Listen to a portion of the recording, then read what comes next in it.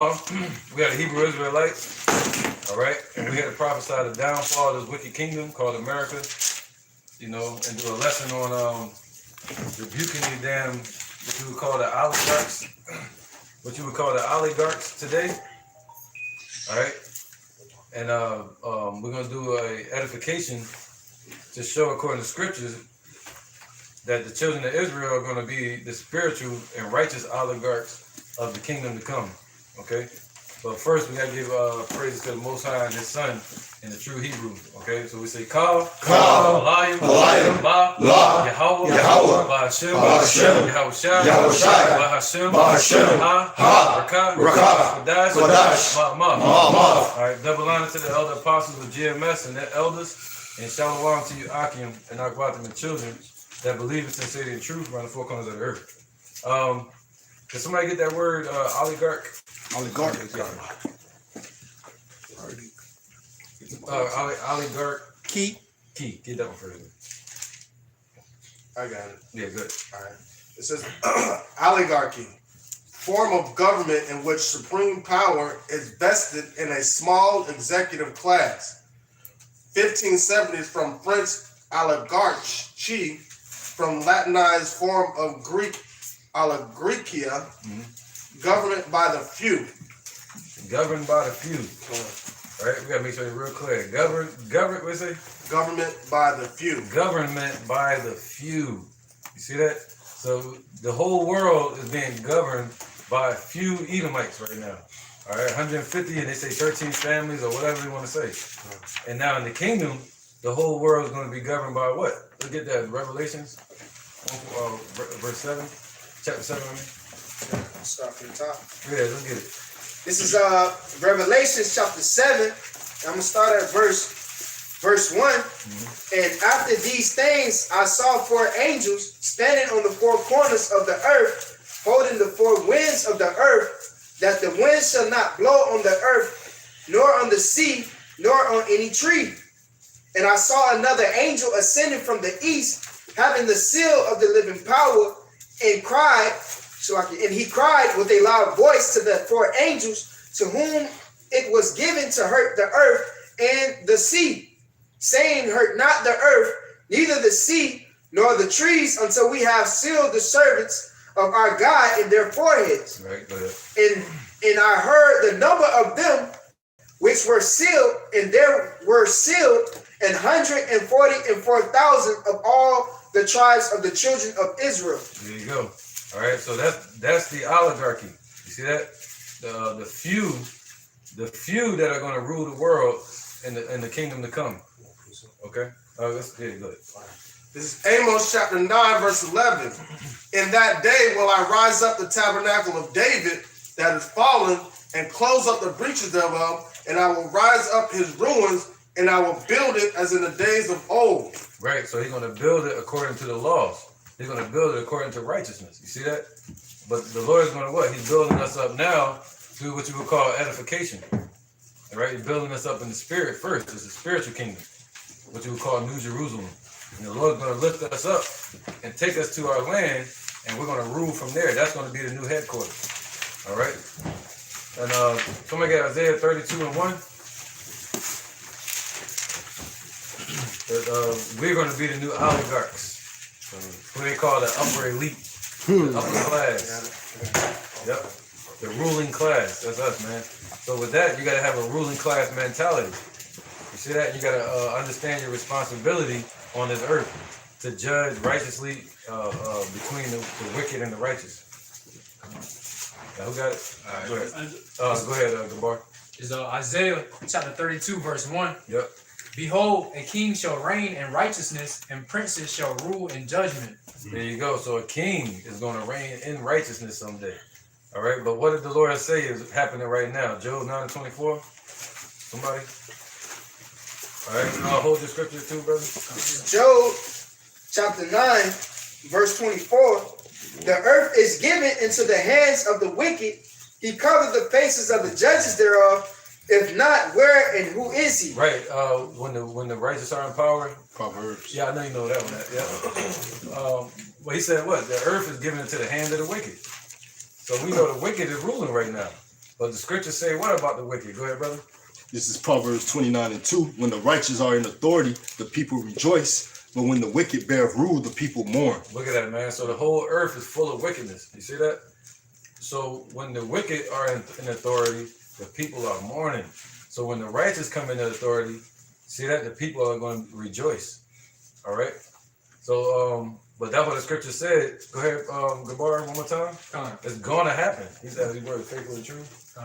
Isaiah 32:1. Behold, a king shall reign in righteousness, and princes shall rule in judgment. See that? So that king is gonna reign in righteousness on this earth someday. And princes, which represent the 144, like the brother just read, those princes are gonna be what you would call the oligarchy, what you would call the government. All right, the new government of Israel, New Jerusalem. Go ahead, bro. Precept. This is the book of Psalms 66:7. He ruled by his power forever. His eyes behold the nation. Let not the rebellious exalt themselves. Selah. Right. You said not the rebels exalt themselves. Right. Correct. That's right. So the Lord said He got His eyes over a nation. All right. So He's going to be the judge, and the scriptures say He's going to judge all the nations with righteousness. Go ahead, brother. This is 2nd Ezra chapter 15. I'm going to start at verse 2. And cause them to be written in paper, for they are faithful and true. Right. So these words are faithful and true. You see that? Talking about the prophecies right there. All right. We speeding along just to get to the point. But they said what? These words are faithful and true. They're going to come to pass. And that king, his name is Yahushua. He's going to rule on this earth. He's going to be what? The oligarch. Somebody get the word oligarch? I got a quick piece of it. Go ahead, brother. This is Revelation chapter 22. And I'm going to start at verse 7. Or can I start at verse 6? But the point is at 7. Yeah, sure. And he said unto me, these sayings are faithful and true. And the Lord Yahweh by Shem Yahushai of the holy prophets sent his angel to show unto his servants the things which must shortly be done. Behold, I come quickly. Blessed is he that keep the sayings of the prophecies of this book. That's right. Go ahead, brother. So with that being said, what it says, these sayings are faithful and true, man. And it says what? Blessed is he that keep the sayings of the prophecies of these book. Because all these, what's written in these scriptures are nothing but prophecies being fulfilled and playing out, man. All right. So the kingdom will come. That righteous government that's going to be established, started with the elect, that's going to come to pass real soon, man. Right, man. Somebody get Revelations 22 and 14. We're kind of jumping the gun, but I got it. we're going with the spirit real fast. This is Revelation chapter 22, verse 14. Yep. Blessed are they that do his commandments, that they may have right to the tree of life, and may enter in the throne. Oh, into the through. Oh, Slakia. And may enter in through the gates into the city. Whoa, so that's what we're fighting for, to have right to enter into the kingdom, man. All right, and be one of those princes that's going to rule on thrones someday. All right, and actually be the oligarchy under the main ruler, Yahushua, the oligarch, the monarch. All right, let's get it. This is oligarch. It says one of a few holding political power, member of an oligarchy. Yeah, so he's a member of us. We're part of him, but he's part of us. You see that? Go ahead. So it's a member of an oligarchy, a ruling class, a small ruling class of people. Go ahead. So it's from 1600, from French, oligarch, I think it's K or key, or oligarchy, or oligarchy. Okay. Yep. Or from Latinized from Greek, oligarches, which is related to oligarchia. It says government by the few. Government, what? Government by the few. Government by the few, but it should be more on that when it say oligarch. But wait, you got more? It says one of the rulers in an oligarchy. There you go, one of the rulers. God. All right, so one of the rulers. So that, so each individual is going to be an oligarch. But the top oligarch is going to be Yahushua. All right. So when y'all hear that term, when they speak about Bill Gates being an oligarch, Trump, Bush, they all become oligarchs because they get wealth. They rich. They riches. They become part of the world rulers. All right. So there's no reason to fear that terminology because we're going to be oligarchs. You see that? You know, there's no reason to fear the Illuminati because we're going to be the Illuminati in the kingdom. We the Illuminati now. We the righteous Illuminati. All right, go ahead, go. It's the book of First Maccabees, chapter 3, and verse 19. For the victory of battle standeth not in the multitude of an host. So that multitude, you know, the victory don't stand with large number. You know, the Lord like to show his power and might dealing with few. Right. But strength come from heaven. They come against us in much pride and iniquity to destroy us and our wives and children and to spoil us. But we fight for our lives and our laws. Wherefore the Lord, Yahweh Bashim Yahushai himself will overthrow them before our face. And as for you, be ye not afraid of them, man. Just like Zaquan just speaking, be not afraid of how they elevate themselves in wickedness. It gets exalted on this side. All right. All right, man. All right, great point, brother. Can I bring to him because they kind of like that. Yeah, you speak on it too.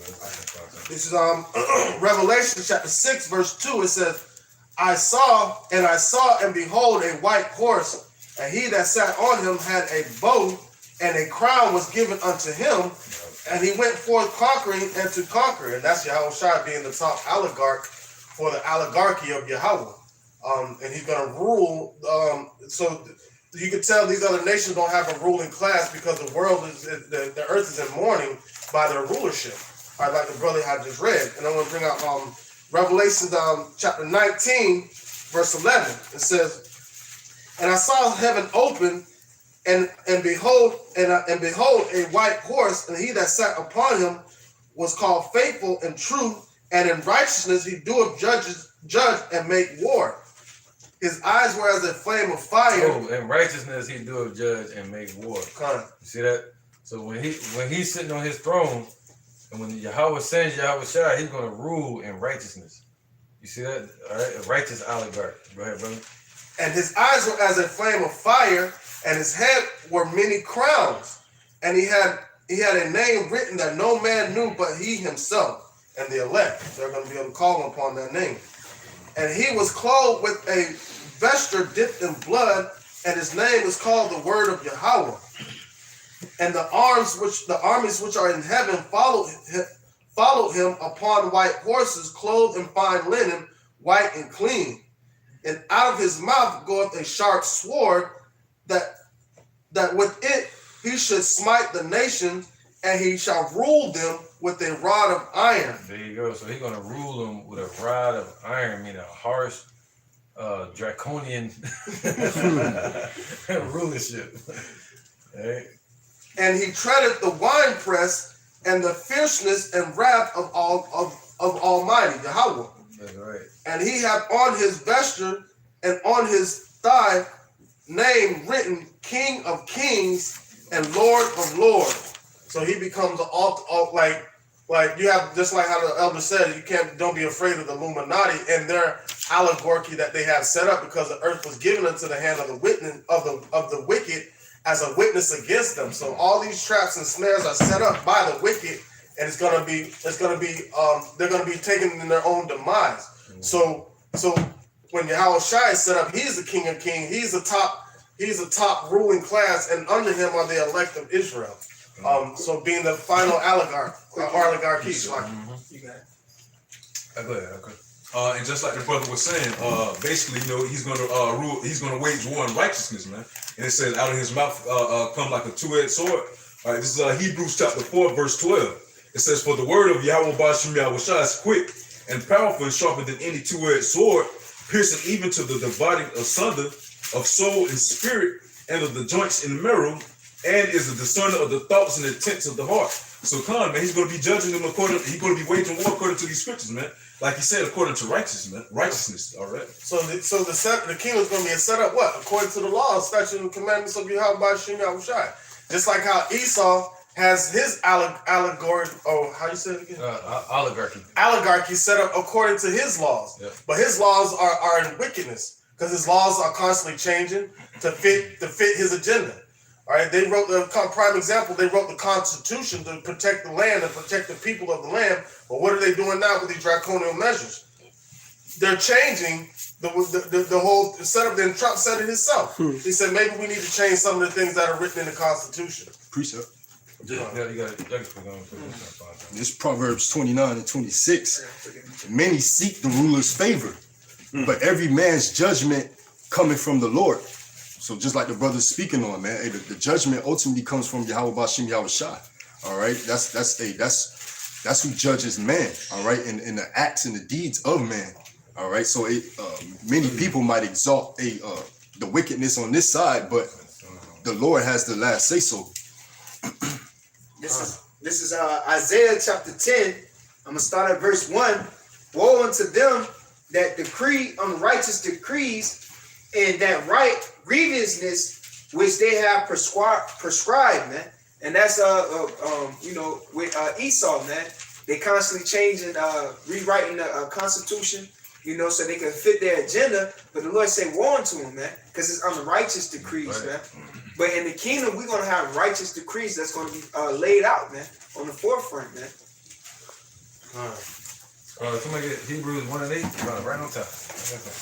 This is Hebrews chapter 1, verse 8. But unto the Son himself, thy throne, O God, is forever and ever a scepter.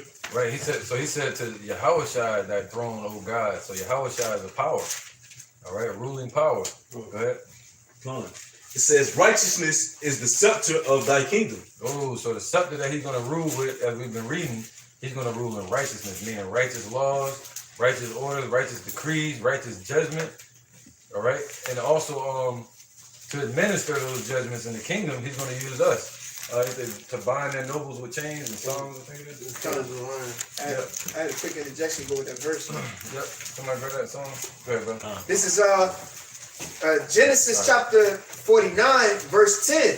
The sepulchre shall not depart from Judah, nor a lawgiver from between his feet, until Shiloh come, and unto him shall the gathering of the people be. There you go, man. So that lawgiver is going to be Yahushua, man. All right. And he said, keep going. What was that? Genesis 49 and 10. Okay, yeah. So that's Yahushua. All right, that was a promise the Lord made to David, King David. All right. That his son was going to sit on the throne. His son was Solomon, who came back as Yahushua. All right. And who was that? Kanaiah. After the Lord cut off the bloodline with Kanaiah, and he said nobody from his bloodline was going to sit on the throne anymore. So that's when the Lord set up Jehoiakim's brother, Zedekiah, King Zedekiah, who fell to Nebuchadnezzar. All right. So the Lord said there wasn't going to be a king on the throne. So that's why you had Zerubbabel, who the bloodline went through. He didn't sit on the throne. He became governor of Israel, and he was set up by governor of Israel by Cyrus the Great in 538 BC. So we didn't have a king over Israel. So now the Lord set up who? Yahushua. That's what the throne of the brother was reading. The lawgiver was going to come through him. He's the one going to sit on the throne. All right. Yeah, but that's why when Yahushua showed up, he showed up as a common man. We didn't have any kings. All right. Well, but we did have a priesthood. And they were the one that was dealing with the sacrifices and all these different customs. But Yahushua, he was known as a common man that became a priest, man, after the order of Melchizedek and the anointing of Yahweh when he sent down that the Holy Spirit upon him. All right, and when he died for us. See that's a righteous king, man, and he's gonna rule this earth, man. Somebody that humble and lowly. See that's why we gotta get Esau out the goddamn way. All right. Go ahead. This is Psalms 149 and 1. It says, praise ye the Lord, sing unto the Lord a new song, and his prayer and his praise in the congregation of saints. Right. Don't go and what you say, the Regal Cinemas? Regal Cinema? Yeah, it was a movie theater. Oh yeah. It's closed down. Yeah, it's closed down now, right? And I was about to take my children there, but the brother just informed me that if I go in there, they're gonna be playing on the screen church services and songs and shit. So you know what I mean? But that's why the Lord says, sing unto him a refreshed song. You know, a refreshed, renewed song. Not that bullshit that they be singing, man. Go ahead, brother. It said verse 2, it says, let Israel rejoice in him that made him, and the children of Zion be joyful in their king. That's right, man. So we should be joyful in our king, man. Be happy with the king that the Lord set over us. Go on. You know, all right, but a lot of people aren't. And the only one that can, other than that, they're going to call it Yahushua cursed. Go on. And the only way you won't call him that is by the Holy Spirit. Huh. The Spirit got to be dealing with you. Go on. Go ahead. Let them praise his name in the dance. Let them sing praise unto him with the timbrel. Yes, the timbrel and harp. Right, so we're praising in the dance. What he say, we have piped unto them, but they have not danced. Somebody heard that? All right, so we dancing like David danced. All right, that's one of their songs they sing in church, right? We dance like David. Yeah, They got precept. yep. So we're singing the righteous song. You know, the song without music to it. And Revelation 14. let's go back to that dance too in a second, all right? Okay. Matthew 11 and 17. Yep. You got it. You had something different, right? And this Matthew 11 and 17. And it reads, and saying, we have piped unto you, and ye have not danced. That's right. We have mourned unto you, and ye have not lamented. That's right. So we're piping this song like Pied Piper. You see that? We're piping this song into the people, or this trumpet, and they're not dancing. You see that? But the Lord told us to start dancing. You see that? He said, "Hey, praise them." Go ahead, bro. You got it. Praise them. You had another precept. Yeah, I'm looking for. I have green injection. Yeah, go ahead. This is 1 Corinthians 15 and 52. In a moment, in the twinkling of an eye, at the last trump, for the trumpet should sound, and the death should be raised incorruptible, and we should be changed. That's right. That's right. And the day that we're changed, the hopeful elect are changed. That's when they're gonna get their reward and sit on thrones. All right. You got that precept up? The one we just had. Oh yeah, I got it.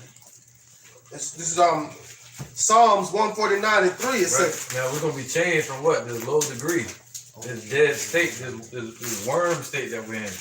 You know, and the Lord gonna change us. And He gonna what? Change the kingdoms. It's an upside down kingdom. He gonna turn it upside right, and we'll be ruling. Go ahead, bro. it says, let them praise his name in the dance. Right. So we're praising the Lord's name in the dance. All right.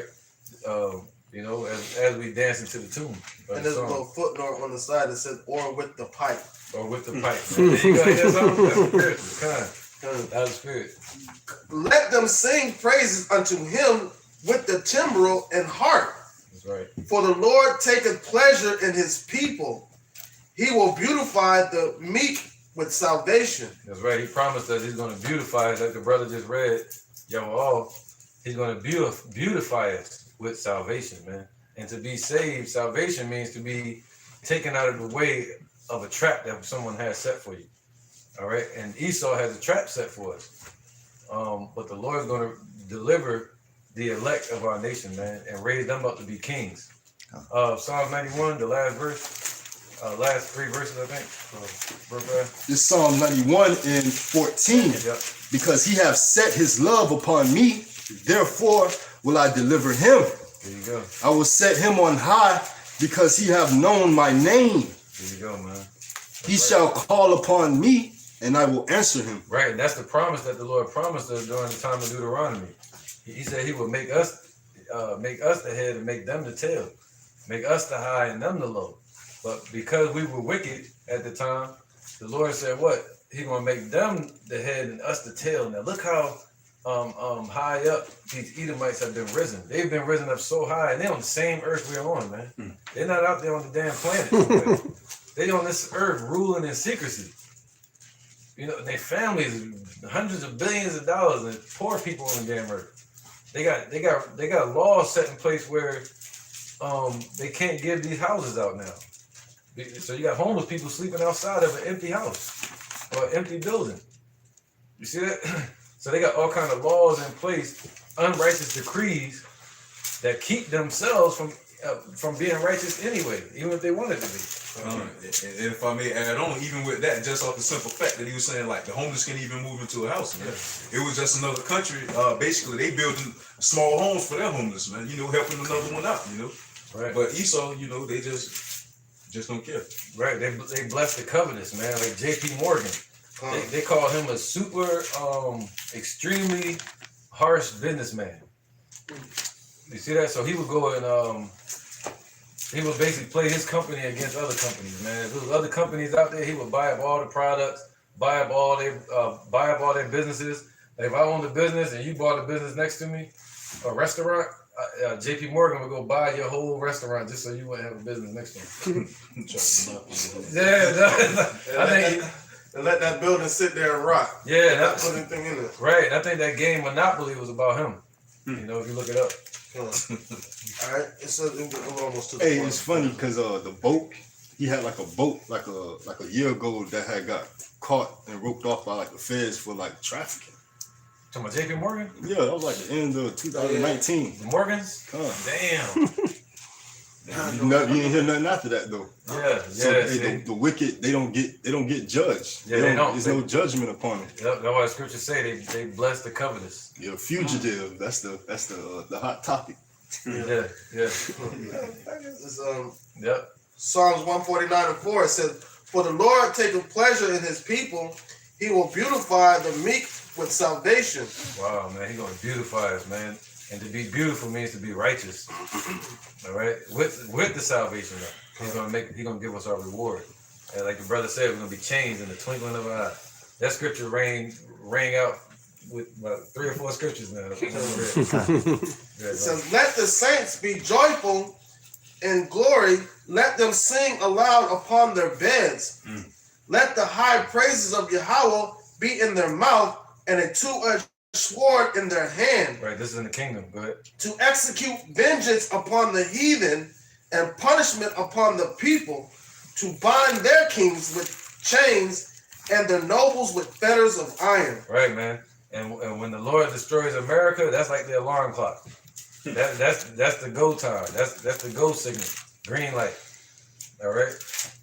Because the Lord said, at that moment, that's when the judgments are going to begin to be handed out. All right. And it speaks about in Amos chapter 9 how the captives shall take over their captors. All right, and one of those oppressors was Edom. All right, it says to execute upon them the judgments written. Right, so that's a small group of brothers in the kingdom. 144,000 is going to be issuing out judgments on the earth, man, to bind them with chains. And it ain't gonna be like the little delicate chains, man. And he said what? To bind them with chains and then nobles with fetters of iron. Quick interjection. All right, go ahead, brother. This is Revelation chapter 2, and I'm gonna start at verse 25. But that which ye have already hold fast until I come, and he that overcome and keep my works unto the end, to him will I give power over the nations. And he shall rule them with a rod of iron, as the vessels of a potter, shall they be broken to shivers, even as I receive of my Father. And I will give him the morning star. He that hath an ear, let him hear what the Spirit say unto the churches. And the morning star, what is to be like a Luciferian, I mean to bear the light. When we understand the light of the body is the eye, but if that eye be dark, it's full of evil and wickedness. And we're seeing that manifest. What would you do? What would Esau do with knowledge, wisdom, and understanding? Because carnal knowledge, wisdom, and understanding, not all wisdom and understanding of Yahweh Shem Yahushai. So they're set up as Lucifer to bring the darkness, which is confusion. But when we have that, the morning star, because that's what Lucifer means, the morning star, the bringer of light. When we have that morning star, it's going to be straight from Yahweh Shem Yahushai, and then you're going to be able to see the light. You can't see the light on this earth now because it's so engulfed in wickedness, but you see little sparks, meaning the little sparks are the elect men of Yahweh Shem Yahushai that have that light within them. So that light is going to be manifest throughout the whole earth when Yahushai gets on the throne. Right, and he said, and we're going to issue judgments according to how Yahweh Shai was broken. How they did him, he said we're gonna do to them according to how he got them. Precept. Go ahead, brother. This Psalms 82:1. God standeth in the congregation of the mighty. He judgeth among the gods. And when you bring out that word gods, it goes back to Elohim. How long will ye judge unjustly and accept the persons of the wicked? You know, and we no longer accept the persons of the wicked and judge unjustly by resorting back to this truth. All right, rehearsing the righteous acts. But I want to jump down to verse 8. Arise, O power, judge the earth, for thou shalt inherit all nations. And that's the sum of it all, man. To inherit all nations in a rule with a rod of iron, man, like the brothers bringing out. Because he said, what? He's going to give us power over the nations. So that go back to that righteous government that he's going to give unto the ones underneath him, all right, which would be the elect, man. Quick injection. This is what we hope and pray to be in that number, because we want to rule over our oppressors in power and righteousness, man. Right. And we also want to rule over our people in power and righteousness. We don't like to see our people out here doing wicked. That's why we despise 2/3 of our people, because they acting like these other nations, man. Like, throughout time period, when the elect men have been on this earth, being the little sparks or being a little glimpse of what righteousness is. That's why the scripture said, when he find faith when he returns to the earth, and he's going to find faith in the elect that are willing to judge these nations according to righteousness. It's just like a parent that's abusing their child. That's what Esau's doing to the people. He's ruling with a rod of iron, but it's not in righteousness. Yep. So it's creating confusion. I appreciate it. You can break it down to me. This is Ezekiel 25:14. And I will lay my vengeance upon Edom by the hand of my people Israel, and they shall do in Edom according to mine anger and according to my fury. All right, so that's not talking about the place. That's talking about the people. That's talking about the people. Like, according to his anger, you know the Lord pissed off, man. He set this up. Think not that I come to bring peace when I come on earth. Nah, all that peace talk is over. The peace talk is the prophets going out there on the highways and byways, pleading to 2/3 of our people. They're not going to listen. Now, when Yahweh Shai shows up, ain't no more talking.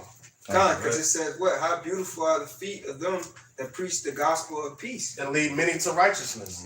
Quick injection. Hold on, real quick, let me finish this. It says, and they shall do in Edom according to mine anger, according to his anger, according to how they did him. Yahweh Shai is long suffering, and he's holding that anger in. You see that? And Yahweh got his anger. But Yahweh Shai said he's showing up in the same glory and anger of Yahweh, and he's gonna pass that on to us. And we're gonna hand it over to you. That cup. That's right, the cup. That's right. It says, and they shall do in Edom according to mine anger and according to my fury. So if you don't feel like it that day, nope. You're gonna snap it to a Slim Jim. And you're gonna put some chains on Esau and kill him 1,000 times over. Yeah. It says, and they shall know my vengeance, saith Yahweh. So they're gonna know the Lord's vengeance through his people. All right, in the kingdom, the oligarchs. Precept. Go ahead. All right, All right, this is the book of Isaiah, chapter 14, verse 16. And it reads, They that see thee shall narrowly look upon thee and consider thee, saying, is this the man that made the earth to tremble and did shake kingdoms, man? Hey, you go read chapter verse after you go ahead and speak on it. You go to verse 9 on that one. I just wanted to bring that out.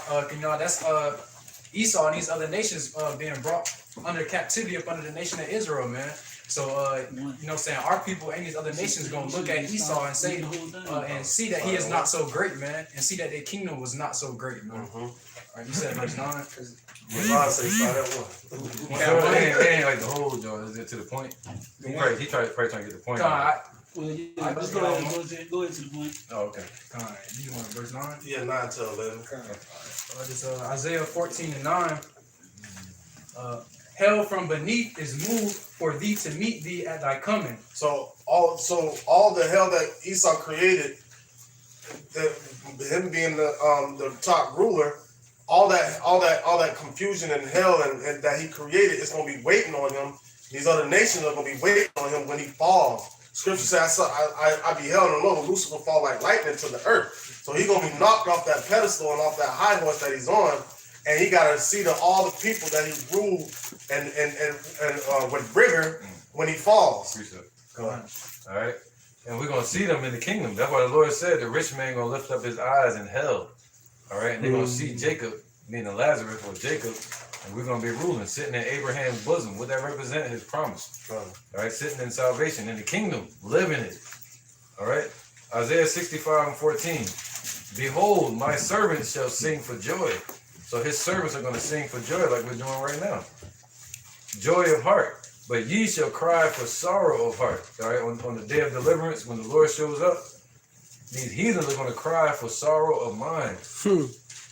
But we're going to be rejoicing. And shall howl for vexation of spirit. And ye shall leave your name for a curse unto my chosen. So Esau, we're going to be calling them Esau in the kingdom, not a white man. They're going to be called, look at Edom. Right?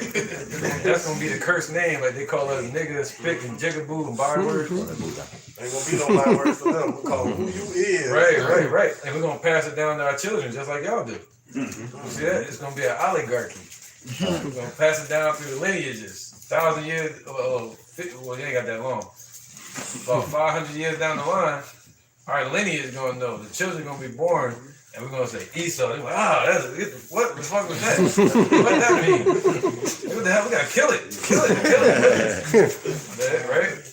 That's gonna be like the redness for the bull, you know? You know how they say, I'm not racist, I got black friends. Yeah, I'm gonna say that. We're gonna say that in the kingdom. I ain't racist, I got Edomite. I got Edomites mowing my grass right now. I'm not racist. I got on a white garment. You know how they call us Bubba, we're gonna call them Bubba Edom. That's right, man. A quick injection. It's Yeah, that was done with that. Go ahead, real quick. Oh, no, you was holding yours. Go ahead. All right. This is Proverbs 28 from the top. The wicked flee when no man pursue, but the righteous are bold as a lion. Right. Yep, he got like preliminary scriptures coming out. It'll be like 2 scriptures down the line. So I'm gonna speak on it. So right there, that's talking about when we out there teaching. And the wicked, they flee. But the righteous, we're gonna stand boldly in the spirit of Yahweh Bashem Yahushai. And begin that process of ruling right now. The Lord said what? Be instructed, ye judges of the earth. All right. So when we stand out there boldly like a lion, we're standing in the spirit of Yahweh Bashem Yahushai as an army. The beginning of that oligarchy. All right. Yeah, I just want to say, I say bold as a lion. Yeah, we have bold. bold. Bold. Yeah, Balls. Bold. Yeah, bold. Yeah, bold. Yeah. Cojones. Cojones. Balls. I want to say that, but Now you good, it's real though. And that lion is Yahushua. He's the lion of the tribe of Judah. All right. Go ahead, brother. All right, this is Oh no, Arakai had one first. all right, slide. Yep, now you good. This is Job chapter 20. I'm gonna start at verse 4. It says, "Knowest thou not this of old, since man was placed upon earth, that the triumphing of the wicked is short, and the joy of the hypocrite but for a moment? Though his excellency mount up to the heavens, and his head reach into the clouds, yet he shall perish forever like his own dung. They which have seen him shall say, where is he?" So Khan, how we were speaking on earlier, man, referring to Esau, man. After that 1,000 years is going to be eradicated, man. Calling his ass Esau, you know what I'm saying, for those years all the way until we get to that point. Basically, chastising is the way they did us, man. You know what I'm saying, returning the favor. Right, because that name Esau, that's why people don't want to be called Esau now. Why? Can you get that in the Zondervan? You got it with you? Edom? This is why they don't want to be Esau. You can finish your precept if you want. Right? Just whenever you find it. I think it's Edom. Yeah, come on. Verse 8, it says, "He shall fly away as a dream, and shall not be found. Yea, he shall be chased away as a vision of the night." Whoa, so they're going to be chased. He said, "Lucifer, son of the morning, I'm going to chase you around there." Right. I go with that hotly pursued in Obadiah 1:18. Come on, man. That's right. That's right. There you go. Hotly pursue your ass. I got that. That's right. You got it? Let's get it. All right, I'm gonna start at verse 15. This is Obadiah 1:15. "For the day of the Lord is near upon all the heathen. As thou hast done, it shall be done unto thee. Thy reward shall return upon thy own head. For as ye have drunk upon my holy mountain, so shall all the heathen drink continually. Yea, they shall drink, and they shall swallow down, and they shall be as though they had not been. That's right, man. That's what the brother just read, man. They're gonna drink, they're gonna swallow down, and they're gonna be as though they had not been. You see that? And the same way, and that cup is talking about destruction and slavery. All right, so they're gonna be put under our foot, man. In the kingdom, we're going to be the oligarchs, the rulers of the world, of the new world. Yep. This is Amos. You want to finish that real quick? I got 2 more verses. All right, go ahead.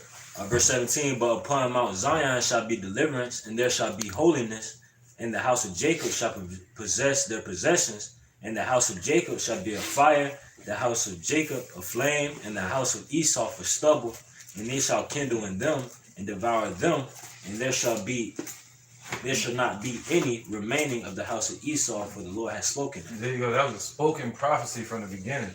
But what did he say though? He said, there was one part I wanted to catch. Can you go back a verse? All right, verse 8. Yeah, I'll stop you right on time. All right, 17. But upon Mount Zion shall be deliverance, and there shall be holiness. Got you. He said, what? We're going to possess their possessions. Okay. But what did it say Esau possesses? The whole world. Mm-hmm. You see that? We're going to have that and some. We're going to have our cake and our icing. And we're going to, you know what I mean? So they say you can't have your cake and eat it too, but we definitely will this time. We're going to smack with it. That's right, man. So he said we're going to possess their possessions, and he said we're going to kindle in them. To kindle in them don't mean to light a fire. What it means is we're going to hotly pursue them, meaning chase them around the earth, genocide. All right, at this one moment, the Lord gonna say, "All right, we're right. Today is the day." You know. Okay, can I get that? Jeremiah 16. Yeah, it's gonna be a set day and time when the Lord gonna say, "Hey, now it's time to depopulate because there's too many people on the earth." Like they say, right? Oh, that's crazy, man. 'Cause that's exactly what they're trying to do right now. Exactly. They're trying to depopulate. Starting out with Jake, they want to really get rid of Jake, man. Because Jake is we're standing in their way for total dominance. Because as long as His word and righteousness is somewhere on the earth, they can't establish that. Because we keep running our mouth. They want to try to keep our mouth closed. Yeah. Right? And I was watching the show Utopia, and the guy that's Mr. Rabbit on Utopia, he goes to the little children and he asks them, what have you done to deserve your spot on this overly populated earth? Mm-hmm. So if he can't find no fit for you on the earth, he's gonna get rid of you, and that's what Esau's trying to do. But when righteousness is established on the earth, there's no need for Esau anymore. We ain't gonna need to know what wickedness is. It's gonna be embedded. We're gonna have the laws in our inward parts, and we ain't going off no more. So it's like that's how merciful Yahweh is. It would be miserable for Esau to be here for the rest of for our time in the kingdom, because there's not gonna be any need for wickedness. So that'll be miserable. So ain't gonna be no miserable stuff in the kingdom. So we gotta get rid of them. That's showing mercy to them by killing them. If you think about it, you know. Quick injection. This is Jeremiah chapter 16, verse 16. It says, behold, I will send for many fishers, saith the Lord, and they shall fish them. And after will I send for many hunters, and they shall hunt them from every mountain and from every hill and out of the holes of the rocks. Nice. There you go. Mm-hmm. So right now, we fishing for the elect, but once the destruction happen, the prophecies that's supposed to be fulfilled, the RFID chip, then the destruction, then when the elect New Jerusalem coming down from heaven, we gonna come and hotly pursue and get y'all, man. Right, but we ain't gotta kill it. We ain't gotta what has to say? We don't have our ceremonial clothes on yet. I said we ain't got our killer That's the point, right? So we don't have that yet. So what did these Edomites do to the basic American? They put a uniform on them and give them a license to kill. You see that? Well, now they're trying to put masks on people and they're gonna turn two sides against each other at some point. Now in the kingdom, we can't do that in these bodies. The Lord sent us here as sheep amongst wolves. See that? But when we get exalted, we're gonna put on them formal Attire. for that moment. It's gonna be like this when it's that time. Esau's gonna be running around whispering each other ear, talking about Mexicans got on boots. That's exactly how it's gonna be. When we get suited up and it's time to hunt them down, that's what they're gonna be whispering to each other. The Israelites got on their garments. What that mean? Okay, quick. Good, brother. This is the book of Ezekiel, chapter 25, verse 14. And I will lay my vengeance upon Edom by the hand of my people Israel, and they shall do in Edom according to my anger and according to my fury, and they shall know my vengeance, saith the Lord Yahweh. Come on, man. And the reason I brought that scripture out, man, like the brother was saying, man, we gonna suit up and boot up, man. Just the back of the brother car. Somebody get Psalms 2 and 8, and Back at the brother car. yeah, let the car and then the bar. And This is I got one. the bar. this is Amos. The other one we had out. That'll get me back to the lesson. Yeah, this is Amos chapter 9, verse 12. Just the back of the brother Rakar. It says that they may possess the remnant of Edom and all the heathen which are called by name, saith the Lord. So just like the brother, wait, what you reading? Amos 9:12. So That sounds just like this. so like it was said, we're gonna suit up and boot up. You know what I'm saying? The Most High He gonna commission us to go out and we're gonna possess the remnant of Edom. I mean, we're gonna literally take them into subjection with power and with strength, with force. And all the heathen too, because these other nations gotta get greased up, but Esau gonna catch it the worst. Come on. Song right here. No, let's let these ride real fast. Go ahead. I'll just have an interjection. Yeah. For the precept. Yeah, sure. Oh no, and it was just going into how the brothers said we got on our ceremonial garments yet, man. And it's a movie called Green Room, and they go into like a white supremacy group, and whenever they wear red shoelaces, they finna like take lives, they finna kill. You know what I'm saying? So that's how it's gonna be for the men of the Lord once you put them in ceremonial garments, as the elder brought out. It's time to go, man. He said to make you a sharp pressing instrument having teeth. See that right now? He sent us here. Like even with fighting, they say we gotta train ourselves to fight because these bodies weren't made for fighting. They were made for everything else but fighting. You gotta train your body to punch this way, and but walking is like natural almost. So in the kingdom we're gonna have abilities that are made for building and destroying your ass. Just like we're gonna have might. My bad. You good. But just like how they say, first and foremost, how scripture says, rehearse the righteous acts, man, which we are doing. And like how they say, if you practice something in your head, once you get ready to do it, you basically already in practice it. So we doing everything right now. But once we get into the actual, the actual moment, shit, it's all gas, no brakes, man. Rehearse it right now. All right. Right, man. He's teaching our hands to war. He teaching, but any soldier, you got to start with their mind first. War is my own. This is Jeremiah chapter 51, verse 19. It says, "The portion of Jacob is not like them, for he is the former of all things, and Israel is the rod of his inheritance, and the Lord of hosts, Yahweh Bashim Yahushai is his name. Thou art my battle axe and weapon of war. For with thee will I break in pieces the nation, and with thee will I destroy kingdoms."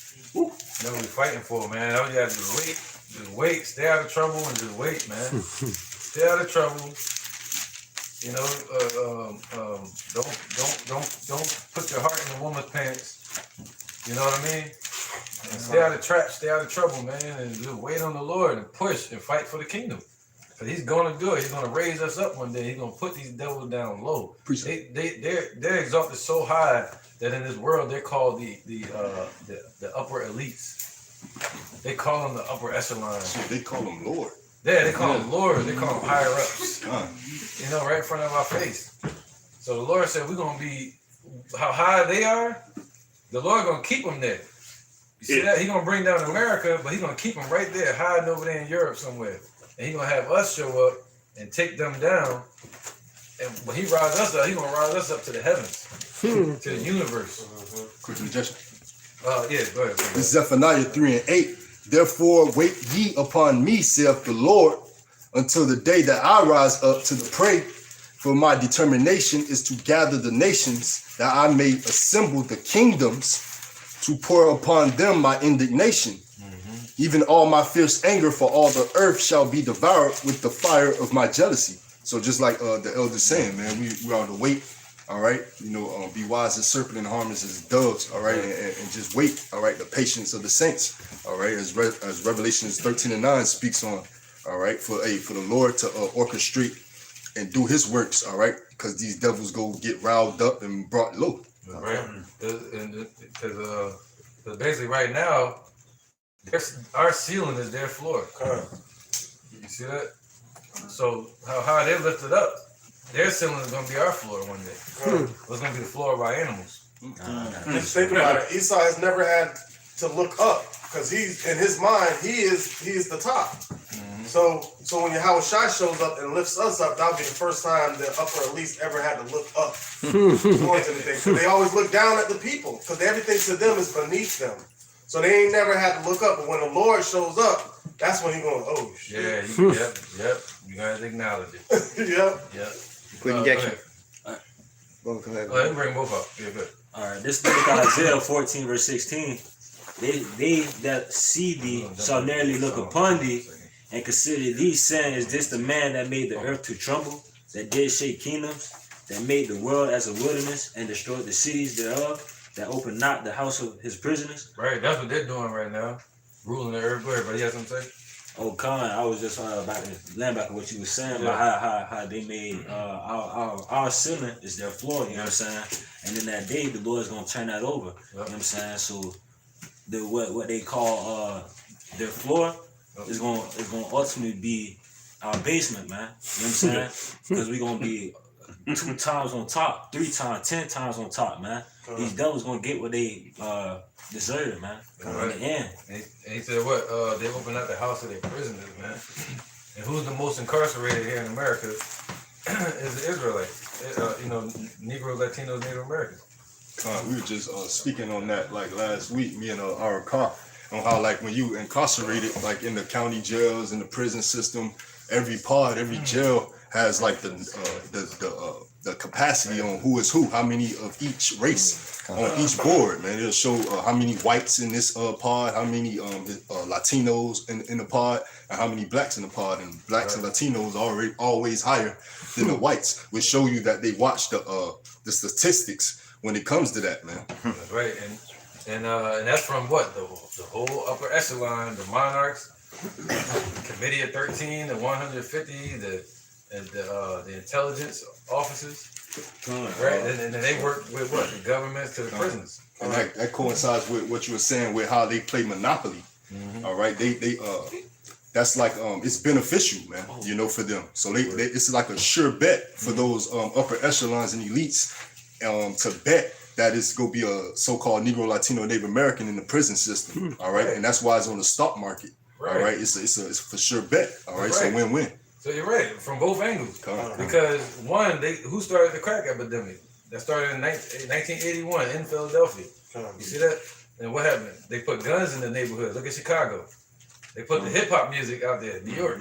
And now look what they did to the music industry. They started paying labels to only hire people that talk that mumble rap. Yeah. You see that? Because they want to feed that garbage to our people. You see that? If they talk about God or they talk about anything righteous, they said they're not going to hire them or play it on the radio. They started paying the radios to do it. All right? And prime example, Goody Mob. If you listen to their first two albums, they're really speaking against Esau, declaring that Esau being a devil. And the label wouldn't continue. When they wrote the third album, they had to can it because the label took them off. The label took them off the label. They weren't going to pay them anymore because they went even further into trying to expose him as being the devil. And they said if you don't make any commercial music, you will never be signed, and you have to pay back the advance that they had already gotten. So that's why that third album came out. It was just commercial bullshit. and every other album that came out after that was commercial bullshit. Because they set the tone for the hip hop industry, and if you think about it, our people hold on to the hip hop industry so much as that being our culture. They call it the hip hop culture, right? And it has no substance on it. It's just music, and that's the same thing that they're singing was the same thing that we were singing in the cotton fields.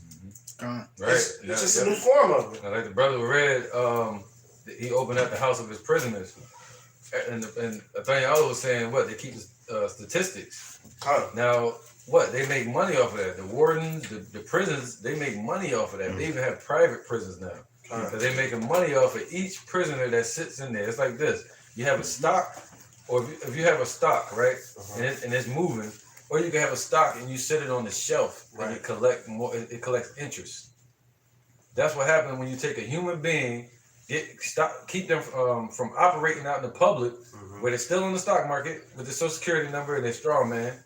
But their and their taxes paid to the Jesuits over there in Israel, and it pays off the debt of America, debt slaves, sweat equity. All right. So what happens is that was my train of thought. So all right, this is what happens. They put the a Negro, Latino, Native American up on the shelf by putting them in prison, which is the opposite of being out in public. So while they're in prison, they're looked at as a commodity that's on the shelf collecting interest. So they're gonna keep them in there as long as possible so they can get rich. As long as they're in there, they're gonna continue to sell their birth certificate for a bond on the market. That's why they say you want to bond out. They're dealing with money.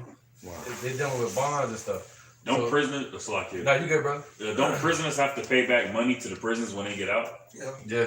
They charge you for being in jail now. Yep. You're in debt when you come out of jail. Right. And all debt is supposed to be what? Written off. It's supposed to be charged to your birth certificate. Don't they work for like Slocky again? Don't they work for like these major corporations for like cents? So they do like they'll do what we get paid for like $10 an hour. They'll do it for like 25 cents an hour type shit. And that's all just slave labor and shit. Yep. And guess who get funded for that? The prisons. The prisons in the city, the council, the councilmen. They get funded for that. They get money for that. I had the pleasure of talking to a dude. He did 35 years in prison. And I'm like, dude, how you standing here and like saying that you done did 35 years? He said when he realized, he in and out of prison, but his last bid was like 35 years. And he said when he got out, he realized that there's no difference for him, just that him being in prison but him being out here on the earth. He said just the room is bigger. I was about to say that. You know why? I was about to say that too. You know why? Wow. Because 35 years, but we've been in Esau's prison for 500 years. He said there's no difference. He said that if he would have been out here on the streets, he realized being out here on the street for 35 years or being in there for 35 years, that it's the same thing. Right. It's no difference. We're still in prison. Yeah, they call it prison planet. Yeah. Alex Jones said it. Yep. Look at some precepts, y'all. Yeah, I have a. I got one. Yeah, they flying right now. I got one. Yeah, we're gonna get back to the lesson too in a minute. Go ahead, Mazan. All right. This is the book of Baruch, chapter 3, verse 8. Yep. Behold, we are yet this day in our captivity, where thou hast scattered us for a reproach and a curse, and to be subject to payments according to all the iniquities of our fathers, which departed from the Lord, our power, Yahweh Ba'ashem Yahushai. And I just brought that out to back up, just the Akim, man, all the points that they made about us being subject to pain. Exactly like when we go into this prison system, you know what I'm saying? Basically, we have to pay payments to go to prison. And it's basically the same thing out here. You still have to pay payments to live on the land that was stolen, you know what I'm saying, by, the Edomites, man, which are the so-called Caucasian race. That's why the Lord said he's going to enter into the house of the thief and take back his precious jewels that were stolen. All right, meaning they being the elect of Israel, man. That's right. Yes, sir. Appreciate it. It's a book of Malachi 4 from the top. What you read, Baruch? For behold, the day come that should burn as an oven, and all the proud, yet in all that the wickedly should be stubble, and the day that comes should burn them up. Say the Lord Jehovah Shai of hosts, that it should leave them neither root nor branch. So root nor branch, meaning that's gonna his whole lineage. Not only is his place gonna be burnt up, but at the end of all that, his whole his whole lineage is gonna be done away with. That Esau's gonna be as if he never existed. Right, and he's not gonna have any inheritance over there in the land. He's gonna lose that land too, eat him. How can what's the better way? That's gonna be given to Benjamin. No, that's my fault. What's the better way to cleanse a land, man? By fire, man. And ultimately, that's gonna that fire is gonna come in the midst of World War III, man, with Russia. All right, because like it goes in with the feet of a bear. That shows the end of what's going to take down this war, man, with Russia, man. Right, because Russia got the nuclear arms, man, to be able to compete with this war, man. So this place is going to be burnt up, man. Right, the Lord already created the entanglement. Yeah. See, that's not gonna happen. See what Jada did. See that bullshit? You can't even say entanglement no more. Like, cause go ahead, bro. You done? You ain't appreciate you. I got another one. Go ahead, real quick. You got one? Go ahead. This is Zechariah 8, starting at 13. And it shall come to pass that as ye were cursed among the heathen, O house of Judah and house of Israel, so will I save you, and ye shall be blessing. Fear not, but let your hands be strong. Wow, that's beautiful, man. All right, yo, that's crazy. Yo, we got man, I'm going so many places right now. Hey, right, read this real quick. This is Psalms chapter 2, verse 8. Right, he said, as we were cursed among the nations, the Lord said we're going to be blessed now. Same way he said we're going to get fame amongst the nations as well. All right, go ahead. And it reads, ask of me, and I shall give thee the heathen for thine inheritance. Right, but you got to know the Lord to be able to ask him. I did the other day. I asked. I said, yo, I forgot to ask this. I'm going to do this. I did it. You should too. And the uttermost parts of the earth for thy possession. Right, and he's going to give us the uttermost parts of the earth for our possession. So what he say? We shall possess their possessions. Esau was given, the earth was given into their hand. So we're going to own every part of the earth, even the parts of the earth that Esau hasn't touched yet. Parts of the Amazon that they can't go to. Go ahead. Verse 9. Thou shalt break them with a rod of iron. Thou shalt dash them in pieces like a potter's vessel. Be wise now Therefore, O ye kings, be instructed, ye judges of the earth. This is the point. So the Lord is saying, be wise now. What did the Lord say? To fear the Lord is the beginning of wisdom. And he said, ye judges of the earth and ye kings of the earth, be instructed, man. You see that? So to be instructed is to what? To have wisdom. Wisdom is the instructions, man. All right? You know, everything that you have in your house that's mechanical comes with instructions.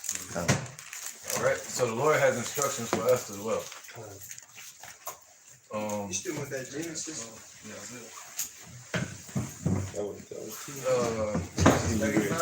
No, somebody get Revelations 1 and 18. All right. Oh, you had something too though. The other one, the Gentiles and all that. We were saying, yeah, that one real quick. This is Isaiah chapter 61. Wait, before you read that, get this. Right. I got it. That's right. For us to be delivered from, he got it right here. For us to be delivered from the grip of Esau and for us to be risen up, this has to happen first. What's that, Revelation? 1:18. Yeah, you can bring it up. You should 1:18. Go ahead. This is Revelation 1:18. I am he that liveth and was dead. So this is Yahushua speaking. See, he's the oligarch. All right? He's the oligarch. And he said what? I am he that liveth. So he's alive right now, man. All right? And he was dead. He did die. He showed us that there's nothing to fear, man. So if you fear death, just think about Yahushua the whole time. You know? Because whether you fear or not, if death's going to happen, it's going to happen. Yeah. You know, and the only thing that shows the darkness, if somebody closed their eyes, is because of their damn eyelids. Other than that, you'll be seeing. So when you die, you're going to see as well in the spirit realm. You know, you're basically a living conscience. You know, spirit. All right? I am he that liveth and was dead, and behold, I am alive forevermore. Right. Yahushua is alive forevermore because he died on the cross for us. All right, he was risen up on the right hand of the Father. Go ahead. Aman, and have the keys of hell and of death. So he got the keys with him in the pocket. He got the keys, man. He's the landlord. You see that? Esau getting evicted. Right. He said Esau getting evicted. That's right. Eviction day coming. That's a new one. Instead of judgment day, you're gonna say eviction day. All right. So he said what? He has the keys of hell and death. So to get out of this hellish condition that we're in under Esau, we need Yahushua, the true oligarch, to show up and lift us up to be oligarchy. You know, the rulers of the world under him. All right. Go ahead. Kodash. This is Isaiah chapter 61, verse 6. But ye shall be named the priests of the Lord. Right. See that? The Lord said we're going to be what? Priests and kings. Kings and priests. Go ahead. Men shall call you the ministers of our God. Right now they call us what? Niggas, spics, black, African. You know, your woman, when you're dealing with probably wicked women, they'll call you all kinds of things. They call you everything but a child of God. But in the kingdom, they're going to call us what we are, children of the Lord. You know? If they're able to call us at all. I ain't gonna answer the phone. No, I'm saying like, you know, because in the kingdom, they're not even going to be able to look at us. Yeah. You know, or lift their head up. They're going to be counting dirt on the ground. That's going to be their game, is counting dirt on the ground and shit. One dirt, two dirt. Ye shall eat the riches of the Gentiles, and in their glory shall ye boast yourselves. That's right, man. So we're gonna eat up all the riches, man, of these heathens, of all the nations all the resources that they've stolen. All right, go ahead, brother. For your shame ye shall have double, and for confusion they shall rejoice in their portion. Wow, man, that breaks itself down. Appreciate right? For our shame, we're gonna have double.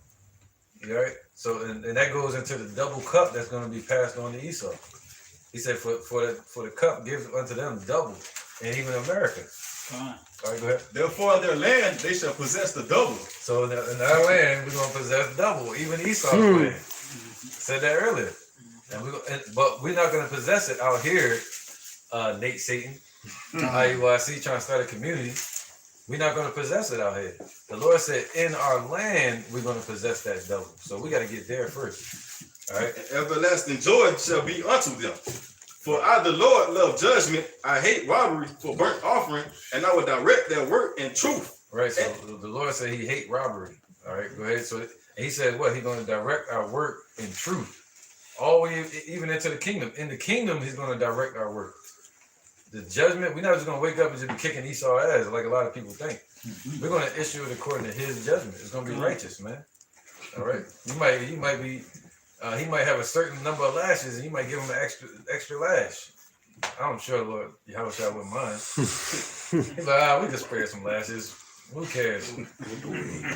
And I will make an everlasting covenant with them, and their seed shall be known among the Gentiles, and their offspring among the people, and all that see them shall acknowledge them, that they are the seed which the Lord have blessed. They're going to acknowledge you, man. That's an important word right there, because that's what Yahushua wants. He wants acknowledgement.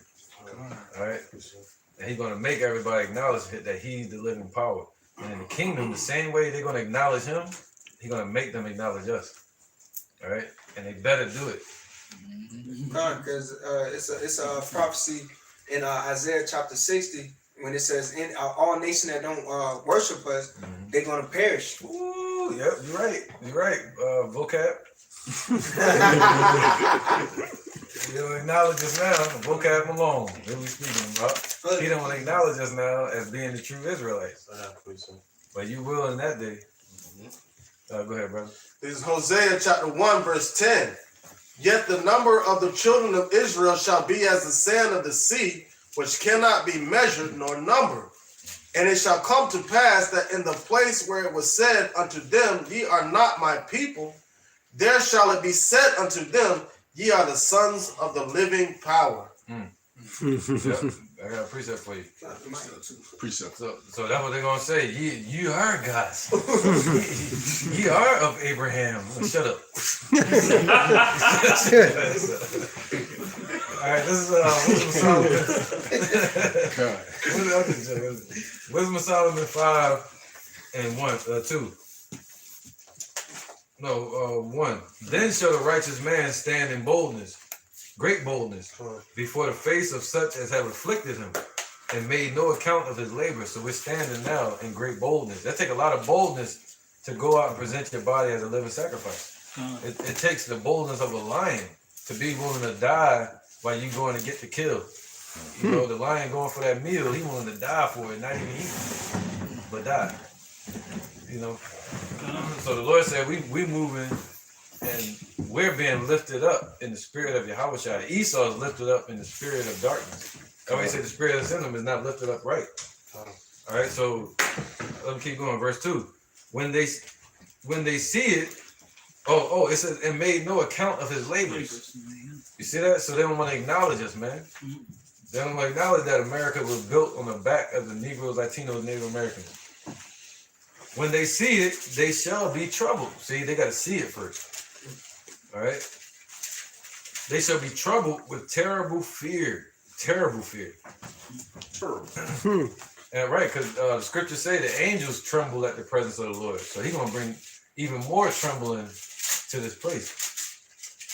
And shall be amazed at the strangeness of his salvation, so far beyond all that they look for, and they repenting and groaning for anguish of spirit shall say within themselves, right? When they see you in the kingdom or getting lifted up in the chariots, they're going to say, this was he whom we had sometimes in derision, in a proverb of reproach. We fools accounted his life madness and his end to be without honor. How is he numbered among the children of Yahweh and his lot among the saints, man? All right, so it's gonna be a realization at that moment, and they're gonna know that judgment's coming, man. When you see a cop and he pull you over on the street, you know that you ain't got no damn fight. You know, once he touch that gun, it might be over. So it's gonna be that same way when Esau see us. We ain't gonna need a gun. We're gonna be the weapon.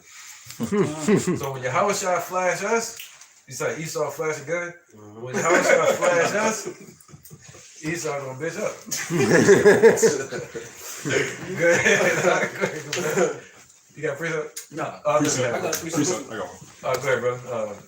This is Isaiah 14:1. For the Lord, Yahweh Ba'Shem Yahushai, will have mercy on Jacob and will yet choose Israel and set them in their own land, and the stranger shall be joined with them, and they shall cleave to the house of Jacob. And that stranger is talking about is Israel too. And we're all going to be joined together in our own land. We ain't going to be moved anymore. Because when you go into that Hebrew word for a stranger, and that's going to say guard, which means one that lacking inheritance. And why were we lacking inheritance in the beginning? Because we're Gentiles going away according to the way these heathens. And when Yahushua came in the world, that's when we were brought back to Yahweh. Mm-hmm. That's how we gain our inheritance back, according to Ephesians chapter 2, verse 13. Right. And the people shall take them and bring them to their place, and the house of Israel shall possess them in the land of the Lord for servants and handmaids. Whoa, he said we're gonna get all the blessings when we're in that land. And they're gonna be part of the possessions, yo. Servants and handmaids. New stock. And they shall take them captives, who captives they were, and they shall rule over their oppressors, man. Because Esau the oppressor now. All right. Right, man.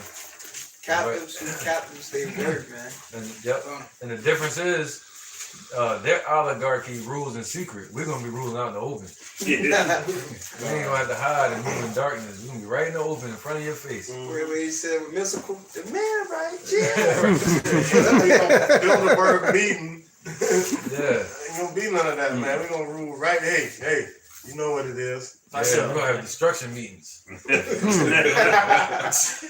righteously, how they do. Hey man, we all out in the open. Yeah, we gotta whoop his ass.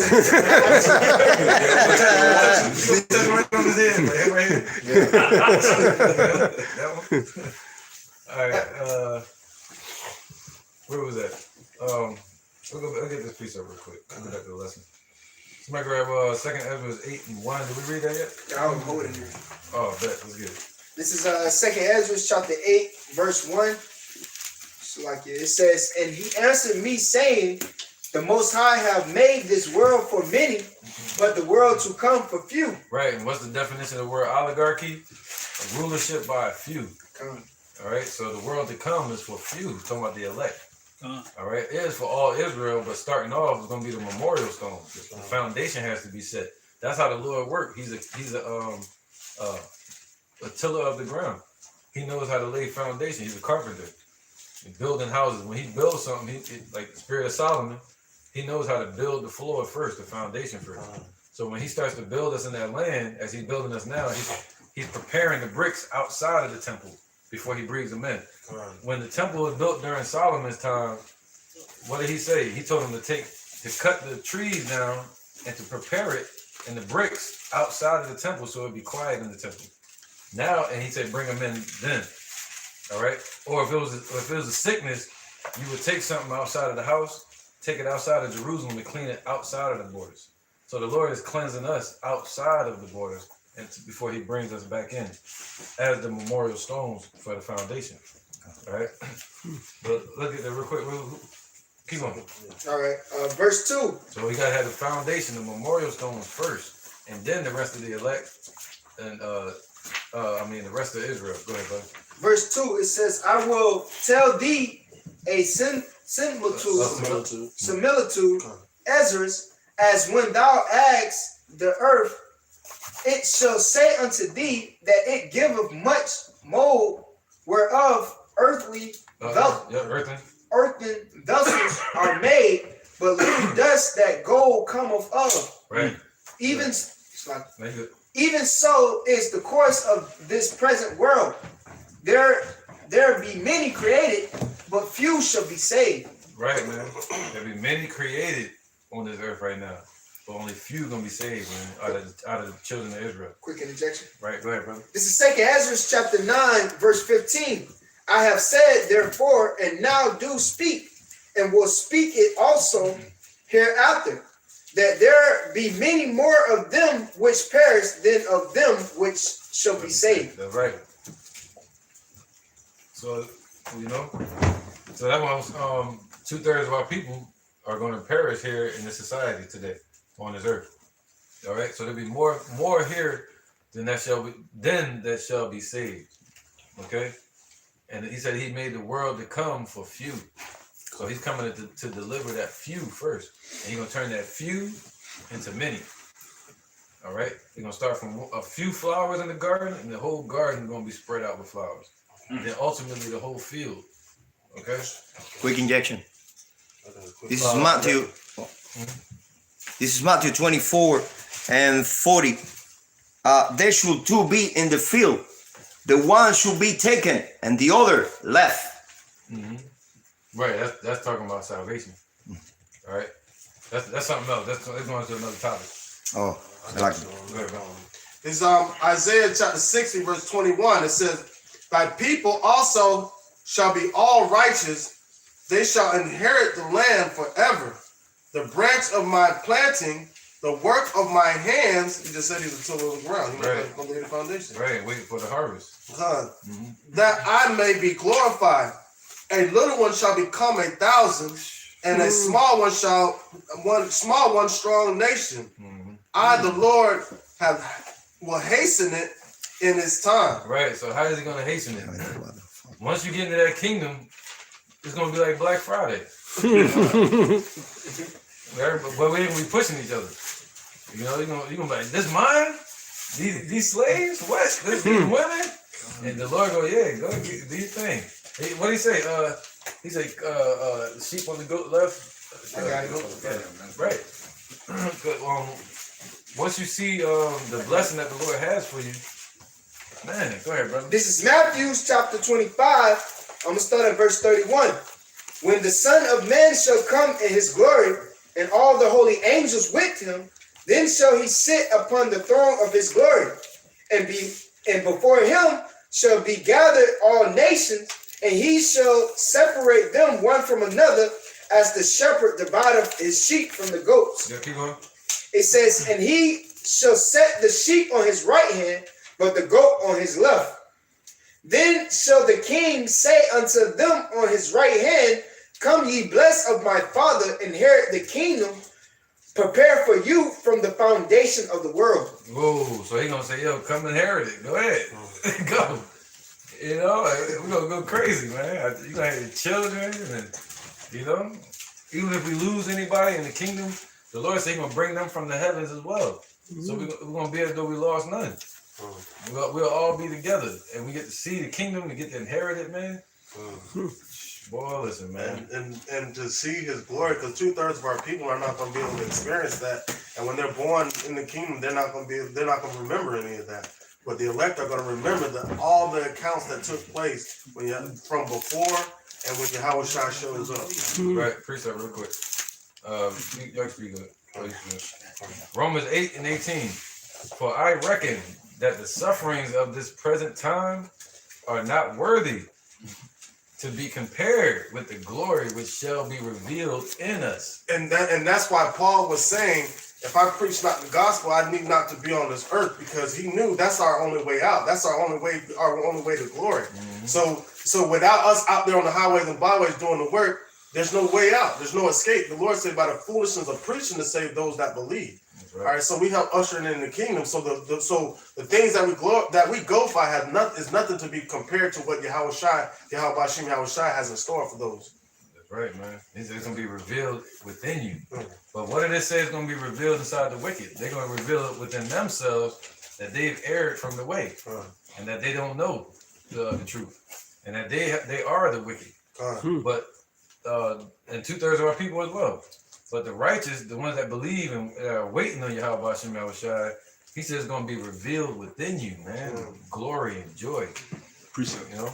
Go ahead. You got one too? Yeah, this is the book of St. John, chapter 16, verse 20.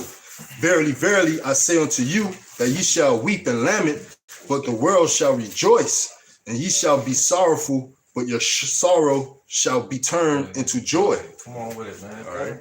Right. And I just want to land back with one more scripture. This is St. John 17:9. I pray for them. I pray not for the world. All right. But for them which thou hast given me, for they are thine. All right. So just as it said in St. John 16, all right, the world is in rejoicing. All right. They're up and up. All right. They think that judgment not gonna come. Their inward thought that they go continue forever in their wickedness. All right, but the Lord forbid. And the Lord not dealing with the world, man. The Lord dealing with that meek and lowly who's kind of pretty much castrated out of the world, all right, who don't have a place in this world, all right? The outcast. The outcast of this world. That's right. Hey, we got some overkill for Esau. Bring that out first. You gotta make your point, right?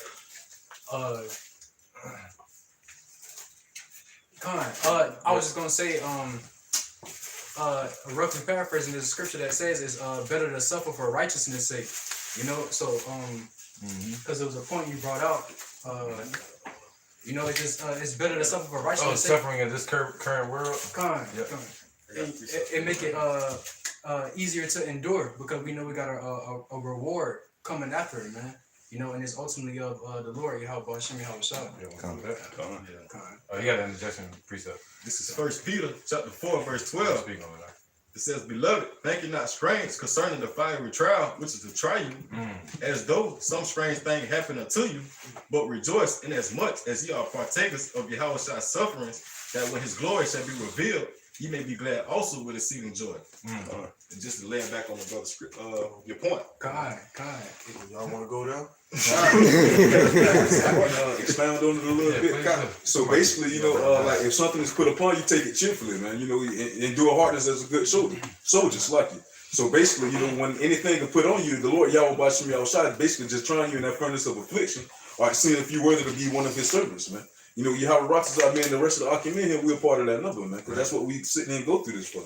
Right. All the ridicule and backlash from 2/3 of our people in the other heathen nations. Right, heathens outside next door. Yeah, man. Disrespectful. Yes, I do. This is just backing off of what Panyalo was speaking about Esau thinking that he's going to continue in this world. This is on Psalms 49:11. It says their inward thought is that their houses shall continue forever, and their dwelling places to all generations. they call their lands after their own name. And that's Esau. Esau, he had that ultimate pride in his heart, you know, in his mind, thinking that he gonna continue on forever. But in all reality, he's gonna be destroyed. He's gonna be put into captivity, like we were once were, you know. So you know, that's what good, man. This is going off of what you were saying earlier, how it's gonna be revealed in us. So taking on the affliction. This is 2 Corinthians chapter 4, verse 16. It said, "For which cause we faint not, but though our outward man perish, yet the inward man is renewed day by day. For our light affliction, which is but for a moment, worketh for us a far more exceeding and eternal weight of glory." All right. So basically, as our flesh begins to get consumed by the fiery trials that we're going through, right? It's preparing us for the new flesh that he's going to put upon us, because we're getting renewed day by day through the Spirit, man. So this light affliction has nothing to compare to the glory that's going to be given unto us by Yahweh, by Shem Yahushua. Right. Job chapter 8, verse 3.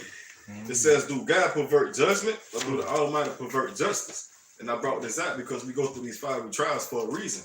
You know, and then also it's twofold, because Esau, you know, he oppressed the hell of our nation, had us in captivity, you know, so hey, he's gonna reap the same judgment. Right, good point, brother. Right, and what does the scripture say? Shall he not avenge his very elect? He surely he sure will avenge his elect speedily. Meaning, so Esau think that he gonna continue to walk and he gonna be the favorite on the earth. And that you know what I'm saying, that the Lord ain't looking down upon his wickedness. He thinks that he's gonna continue forever. But the Lord ain't forgot it. He ain't forgot it all. So just to back you up, this is Job 9:24. Nope, that's not it. It's about Esau is the accuser of that brother, man. Just like how that Satan was accusing Job. He lost that bet. Hey, check this out. I can break this down. This is Jeremiah 16 and 19. "O Yahweh, my strength and my fortress, and my refuge in the day of affliction. The Gentiles shall come unto thee from the ends of the earth, and shall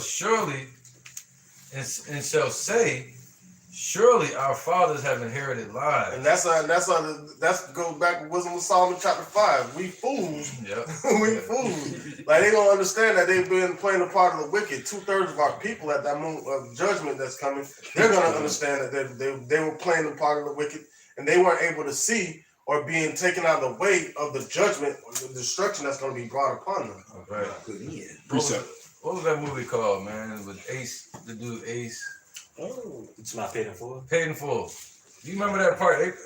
Anybody watch? They probably remember it, but you remember that part with when Ace was in the laundromat, and the older guy, and he was like, "What you saying?" He listened to the old music. Yeah. And he was like, "What you listening to this music for, man?" He was talking all fast, and he's like, there you go. You remember that? Yeah. He found it? Yeah, kind of. That's how the Lord gonna change the tune of these Edomites. They been talking all this shit, all they did. Kingdom, he goes, yeah, that's better. Change it to the station. Because what they're gonna be saying differently, they're gonna have to change the tune. Over here, they got that rocky spirit. Yeah. You see that? But in the kingdom, or they got that die hard spirit. But in the kingdom, they're gonna be like, "Oh, you are a king. Yes, my lord. Yes, I have truly inherited lives. I'm one of the wickedness." He's just gonna, we're gonna do the Hulk Hogan to him and say, speak that shit. He's talking like, yes. That just make you want to execute judgment on it. Like, you playing with me, you want to make them lick the dust of your feet. Make them lick the at that time. Yeah, that's right, man. But if you see like Esau, like at work, or you see like the lower level Edomites, they are perfect slaves, man. They show up to work on time. They work hard as a motherfucker. They dwell in the field. They are perfect slaves. Like this shit was uncommon for us. We in the shit. We like, what the fuck? This shit was like, you know what I'm saying? Like, hey, we got you know, our skin, we got melanin in it, but we still don't like being in the sun that damn long. When you see Esau working on the roofs, them motherfuckers like look like blood red, like raw meat. But that goes back all the way back to Genesis, because Jacob dwelled in tents, but Esau was a mighty hunter, always in the field, man. And they gonna stay in the field. I'll stay out there. Yeah, don't come back in this house. My mama used to tell you, don't come back in this house. Right, he said they're outside the temple. That's where they dwell. And they never be able to come in. He said, what you say? The Lion King, the bad land. Oh, yeah. That is out east symbol. You shall not go over there. That's how America's going to be. At a memorial. That's going to be that place that the light would not shine upon. Hey, not only there, the scriptures say we're going to call them the borders of wickedness. So we ain't going to deal with y'all, man. All right, Deuteronomy 28 and 43. We're going to go from 43 all the way to 50. Who got it? 43. Bar got it, yeah. And he got it. All right, this is the book of Deuteronomy, chapter 28, starting at 43. Yep. The stranger that is within thee shall get up above thee very high, and thou shalt come down very low. Right, so we came down very low, man. All right, our original place was what? In grace. And we fell from that grace. You know, the Lord said this was going to be our wisdom in the sight of the nations, the laws, and we fell from that. All right, we fell from that high calling we had. So now we're the low and Esau is the high, but look how high they got as far as riches and wealth. You can't even find them. You don't even know who ruled the world. Go ahead. Oh, interjection, go ahead. Oh, he got an interjection. This is 1 Samuel chapter 2, verse 7. It says, the Lord maketh poor and maketh rich. He bringeth low and lifteth up. He raises up the poor out of the dust and lift up the beggar from the dunghill to set them among princes and make them inherit the throne of glory. For the pillar of the earth are the Lord's, and he has set the world upon them. All right, so we were brought low. The Lord, that's what he's reading in Deuteronomy. He brought us low because of our iniquity. All right, so now what's going to happen is, boom. He also said, when he was telling the devil, like, yo, when the time of my visitation upon my people had an end, like you showed them no mercy. You kept going. All right. So the Lord is going to lift us back up, right, and set us on the pillar as kings and princes and priests on this earth, man, executing judgment, right? And we're not going to ever have to go be back down in the dust ever again, because guess what? That's a curse. That was Esau's judgment. They're supposed to be in the dust, going back to the serpent in the garden. Right. The way he said he's going to raise up the beggar from the dunghill. We speak about the beggar being Lazarus. And that word Lazarus just means Jacob. All right. So Jacob the beggar, the poor, he said we're really rich. Precept. Yeah, go ahead. This Psalms 9 and 17. The wicked shall be turned into hell, and all the nations that forget God. All right, and that right there shows that hell is a condition. All right, and they're not in a low estate right now. They're high and mighty and they're exalted. All right, they live in lavishly. Right. All right, but they're gonna be turned into hell, man. Poverty, impoverished. Yep, and he said the wicked, talking about Esau. But guess what? He said, in all the nations that forgot the Lord. Now, 2/3 of our people have forgotten the Lord, but these other nations have forgotten the Lord too. Look at Nebuchadnezzar. Look at the what is it called? The Nabonidus stele that he wrote about our God. Look at Cyrus the Great writing about our Lord in their chronicles. But now those same nations have forgotten about the God of Abraham, Isaac, and Jacob. So the Lord gonna remind them. Right. For the needy shall not always be forgotten. The expectation of the poor shall not perish forever. Arise, O Lord, let no man prevail. Let the heathen be judged in thy sight. Put them in fear, O Lord, that the nations may know themselves to be but men. So you just men. What you just said earlier, they call them lords. They call them lords. They think that's why they can't look up, because they think they're the gods of the earth. They think there's nothing else higher above them. Right. They think themselves to be God. Right, he said the Lord gonna show them that they just men. This should be our prayer. That's a prayer right there. What that was? Yeah, that's a prayer. That was a Psalm of David, Psalm 9 and 20. It said, "Put them in fear, O Lord, that the nations may know themselves to be but men." And we're ultimately the nephew, you know, those powers that are subject to this chains of darkness, man, or the flesh. That's right. I'm gonna do that. I'm gonna write that on the Hebrew for prayer. Go ahead, Gabar. Precept. Oh, great. Precept, bro. Back in Deuteronomy or the precept? Precept. Just going with what the brother just brought out. This book of Isaiah, chapter 14, verse 14, and it's the mindset of Esau, man. I will ascend above the heights of the clouds. I will be like the Most High. Yet thou shalt be brought down to hell, to the sides of the pit. That's simple, man. That's simple, man. Don't be acting like you a man. I got a precept. Brought down to the sides of the pit, man.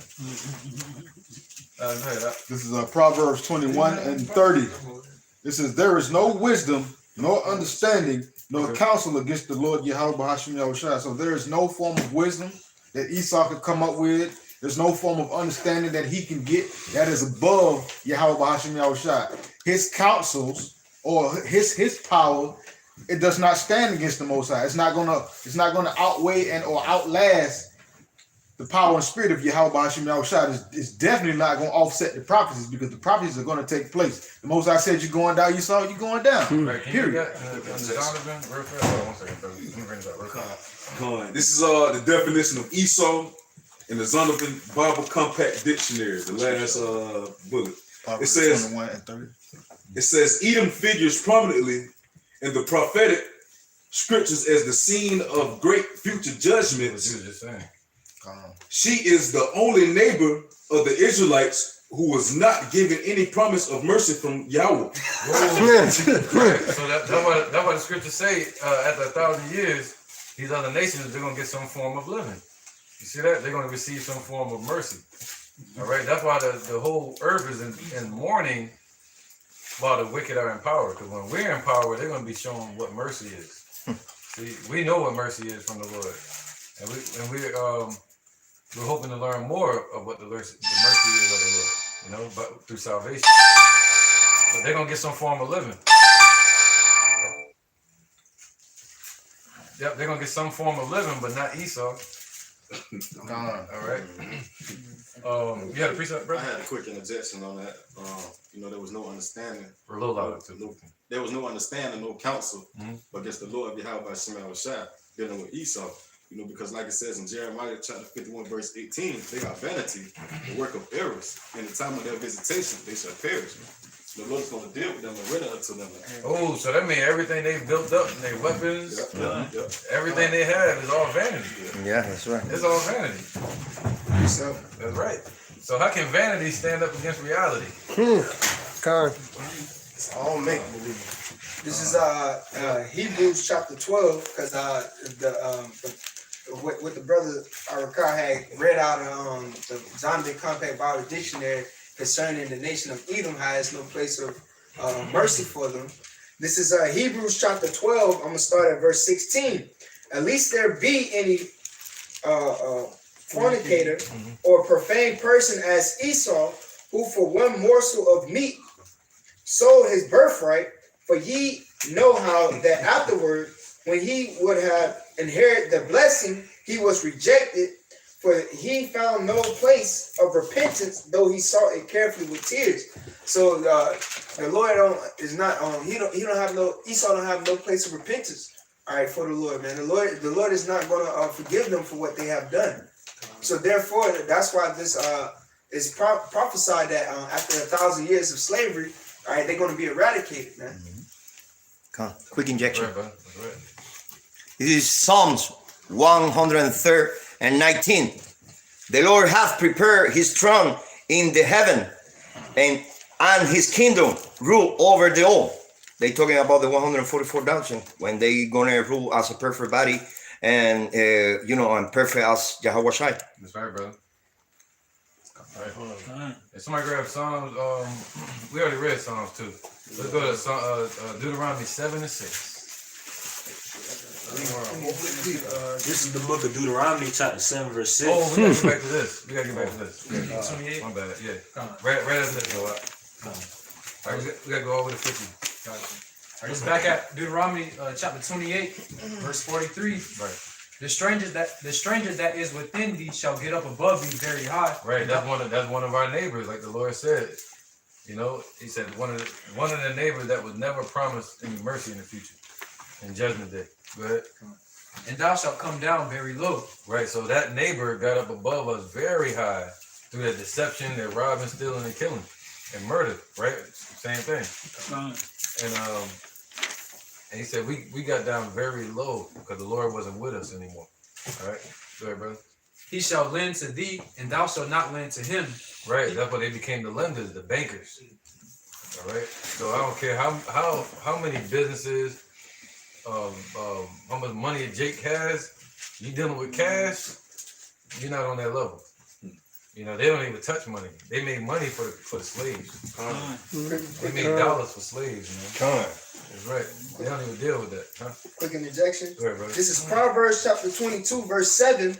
The rich rule over the poor, and the borrower is a servant to the lender. Wow. So yeah, that need to go right there. Cold cut. Hey, it was a RT video I put in the group chat this morning pertaining to how much money they print really don't benefit like the minority, like those who don't really have money. All right, the more they print money, all right, the more the minority become a consumer, and then the rich get richer. Right, you know? Damn, how about that?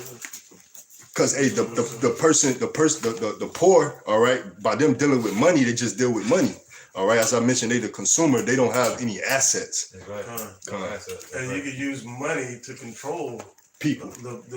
People. And like the elder saying, like by them controlling the money, and we being like we're the servants, so to speak. Right. Yeah. And the money's fake. Yeah, fiat currency. They call it sheeple. You know. Yeah, like you have brought out, was it Nathan Rothschild that said, "I care not about who governs Britain, as long as I control the." He said, "Only but who controls the money." He's like, "And I control the money." Yeah. So you see, now you're witnessing that in America. Like they got people arguing and going back and forth about these stimulus checks, and you don't understand what the basis of the stimulus check is to prop up the dollar. Because to stimulate the economy, because I give all these people their money, they're not going to try and buy assets with this money. They're gonna prep up the consumer market, and they become and then what that consumer market does, it consumes them. So America teaches people to live outside of their means, but Scripture teaches you to be content. You get what I'm saying? So that's why you have to get your mindset out of this place before you get wrapped up in it. It'll drown you. Right. I had a lot going through my head while y'all was talking about that. That's deep. I'm gonna do a lesson on it later though. Let's get back where we was at. Deuteronomy 28, verse 44. He shall lend to thee, and thou shalt not lend to him. He shall be the head, and thou shalt be the tail. Moreover, all these curses shall come upon thee, and shall pursue thee, and overtake thee, till thou be destroyed, because thou hearkenest not unto the voice of the Lord thy God, to keep his commandments and his statutes which I command thee this day. And they shall be upon thee for a sign and for a wonder, and upon thy seed forever. Because thou servest not the Lord thy God with joyfulness and with gladness of heart, for the abundance of all things. Right, and the Lord's never taking that curse away. He's gonna let it die with the wicked. He's not taking that curse away. That curse is still in place. We still under the curses. It's just now the hopeful elect have a covering from Yahweh Hashem Yahushai for exemption from judgment. You see that? But the curse is still in place. He said he's gonna follow you forever. So 2/3 of our people, they're gonna remain under them curses until they destroy it. And we're taken out of this flesh, and that flesh is gonna die with those curses. We're gonna have new flesh. And which is ultimately going to lead them to that chip, because he said you're going to have to go to the enemy for the one of all things. Right. So that curse is going to stick to 2/3 of our people, and they're going to be walked down that path of destruction. Right. You won't have no help without the Lord. Without the Lord, they won't have no help, man. All right. Interjection here. Definitely. Dealing with those curses. This is Deuteronomy 30:7. It says, "And the Lord thy God will put all these curses upon thy enemies and on them that hate thee, which persecute thee." And it's speaking about Esau, man. Some curses going to fall on them as well. Yeah, and the rest of the nation. Yeah. Now I'm talking about 2/3. Yeah, the rest of the I got you. It's like the African nations, Arab nations, all those nations, man. These curses gonna fall on them. All right, but ultimately, like I said earlier, Esau gonna get overkill. Con. You know, like a dope fiend. The dope, he gonna just jam the whole needle in there. when you Put the whole shit up in there.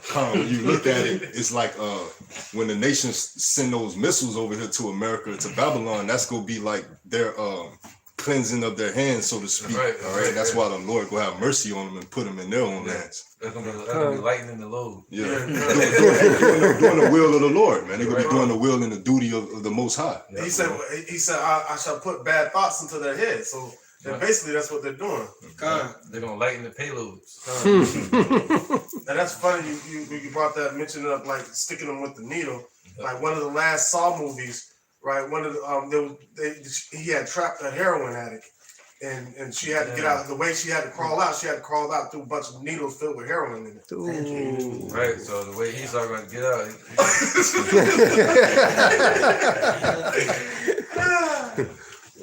Wow. Esau gonna have to walk through hell to get to hell. I have a quick ejection. Yeah, that's good. This is Job 21:20. His eyes should see his destruction, and he should drink of the wrath of the Almighty. Right, that's Esau, man. His eyes gonna see destruction. He said he shall dream or drink. Drink. Yeah, he shall drink of the wrath. That's that cup being passed. But he gonna have to. The Lord gonna pour every last little drop, dumping it and forcing it down his throat, man. You're pouring something and then you check and make sure ain't nothing in there.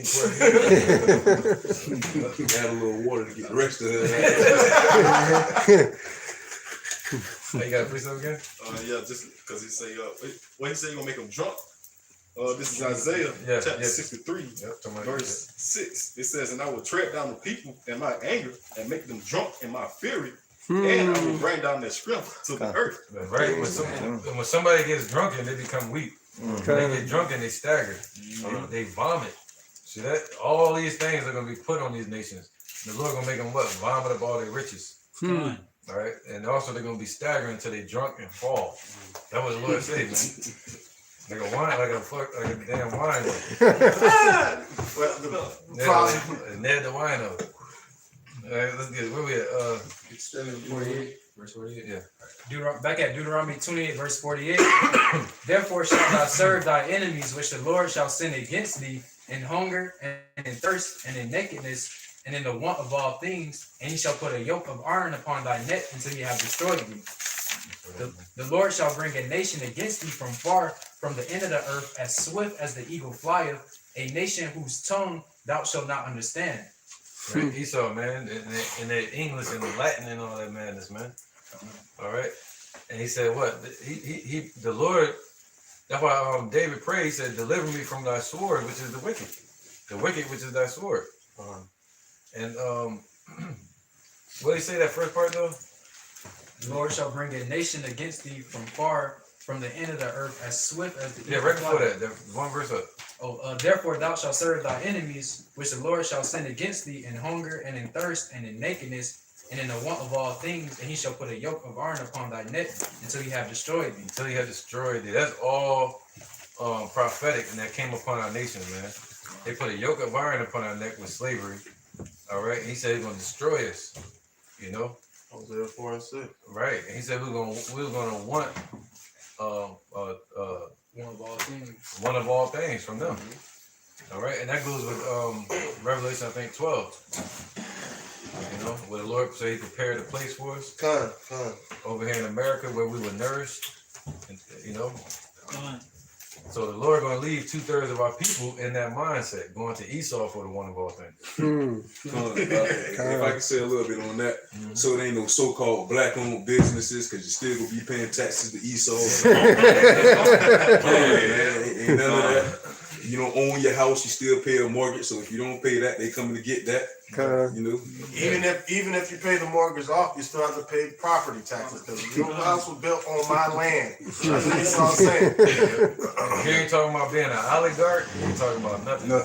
So these fake Hebrew Israelite camps, like One Body in Yahweh Shai, IUIC, ISUPK, they got like a Christian church prosperity doctrine where they'll take the scriptures and they'll just go into Israel, flourishing, and you're gonna be blessed. You're gonna be blessed in the Lord, and they teach their congregation to grow crops and stuff like that. They don't speak on like what the brother's speaking on, man. The things that are set to take away these things and deprive the people from these things. Right. All right. The unjust measures, the unjust laws and decrees, man, that they set up. Yeah, right. we can have that here. Say for instance, we did get that here. I got a house and beautiful house, a beautiful land and all that. But what about the poor of our nation? See, the Lord is thinking ruling class mentality. See, Esau thinks that way. When Esau get risen up, they set it up for their whole nation to have at least an opportunity to be rich. Pursuit of happiness, right? When Yahweh Shai set it up, he gonna say, "Nah, you just happy. I got you." Right. You see that? Right. So it's a big difference, man. But let's get back to this precept though. Back at Deuteronomy 28, verse 50, a nation of fierce countenance, which shall not regard the person of the old, nor show favor to the young. That's right, man. And they haven't showed favor to the young or to the children, to the old at all.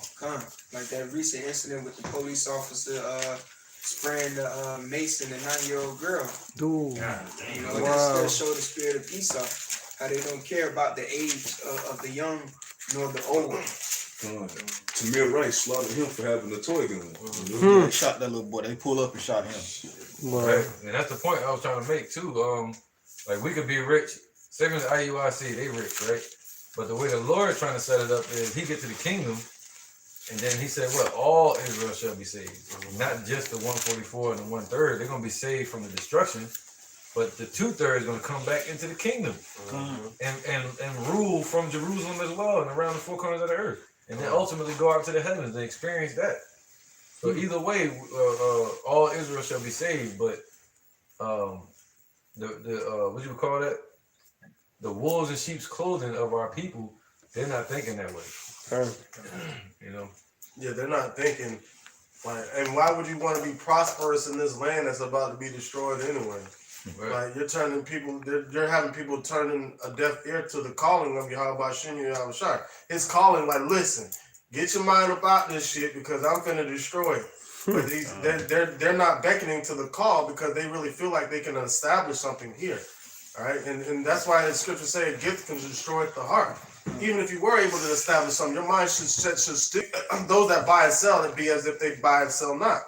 So it's all about the mindset of what you're teaching the people, man. You're not setting the people up to be prepared for this destruction. You're setting them up to be partakers in the destruction. Be on the front line. Like go with Isaiah 9:16. It says the leaders of my people cause my people to err. And you still have these false prophets, and you still like these false prophets, these Tyler Perrys, these TD Fat Cakes still leading our people to err and hoping in the system of Esau, man. And it's like when they call themselves going into the scriptures, they always want to bring out the sweet and not the bitter. Right. They always want to talk about prosperity, but never want to talk about limitation and destruction and woes. When the Bible is composed of all of that, you must consume the whole roll. You can't just I only want to eat the sweet rolls and don't eat the bitter part of the scripture. You got to eat the whole thing. Consume the whole roll. Say when he put it in his mouth, it was sweet like honey, but when he swallowed it, it went down to his belly. It was bitter. It hurt. You know. Fine. Yeah, stomach just started hurting too. All right. Well, where we at? You done with that one? All right. Let's get to Deuteronomy 7 and 6 real quick. This is Deuteronomy chapter 7, verse 6. I had already turned the point before you can read the other Deuteronomy. We're going to wrap it up soon, too. It says, for thou art an holy people unto the Lord thy power, Yahweh Bashim Yahushai. The Lord thy power have chosen thee to be a special people unto himself, above all the people that are upon the face of the earth. And the Lord is going to make that come to pass. He's going to raise us up above all people that are on the face of the earth, man. So, you know, even the ones that are in the heavens, we're gonna be above them. Because it says what? We should judge angels. Ooh. Damn. All right. Esau don't know what that is. All right. And they got angels on the left-hand side as well. God. You see that? We're going to judge all of that. I just want to read the next scripture. It says, for the Lord did not set his love upon you, nor choose you because you were more in number than any people, for ye were the fewest of all people. And that little few is what he's going to set up his oligarchy on. There you go, man. Few of the few. Dang, boy. Let the multitude perish, but let my grape be kept. You know what I'm saying? That small little cluster of the small few grapes off the cluster. Right. You want, yeah, we can read that. Yep. How much time we on now? I got here. Where I'm looking. Almost 2 hours. 1:55. Okay, cool. Good. This is the book of 1 Peter chapter 2, verse 9. But ye are a chosen generation, a royal priesthood, a holy nation, a peculiar people, that ye shall show forth the praises of him who have called you out of darkness into the marvelous light. Yeah, we keep rocking. Right, that's a beautiful point. Go ahead. Right, so we're made to show praises unto the Lord.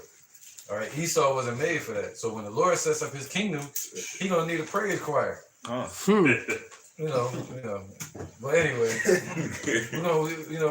we're set up to praise. Look at the name of Judah, Yahweh. It means Yahweh praise.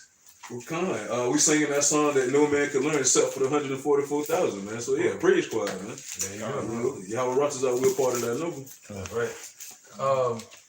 Somebody get Matthew 19 and 28, and then we'll get that Genesis right after that. Yep. Right, because it's about being an oligarch. Yep, oligarch. All right, rulers of the world, man. Matthew chapter 19, verse 28. And Yahweh said unto them, verily I say unto you, that ye which shall follow me in the regeneration, when the Son of Man shall sit in the throne of his glory, ye shall sit upon 12 thrones, judging the 12 tribes of Israel. Oh, so look, now,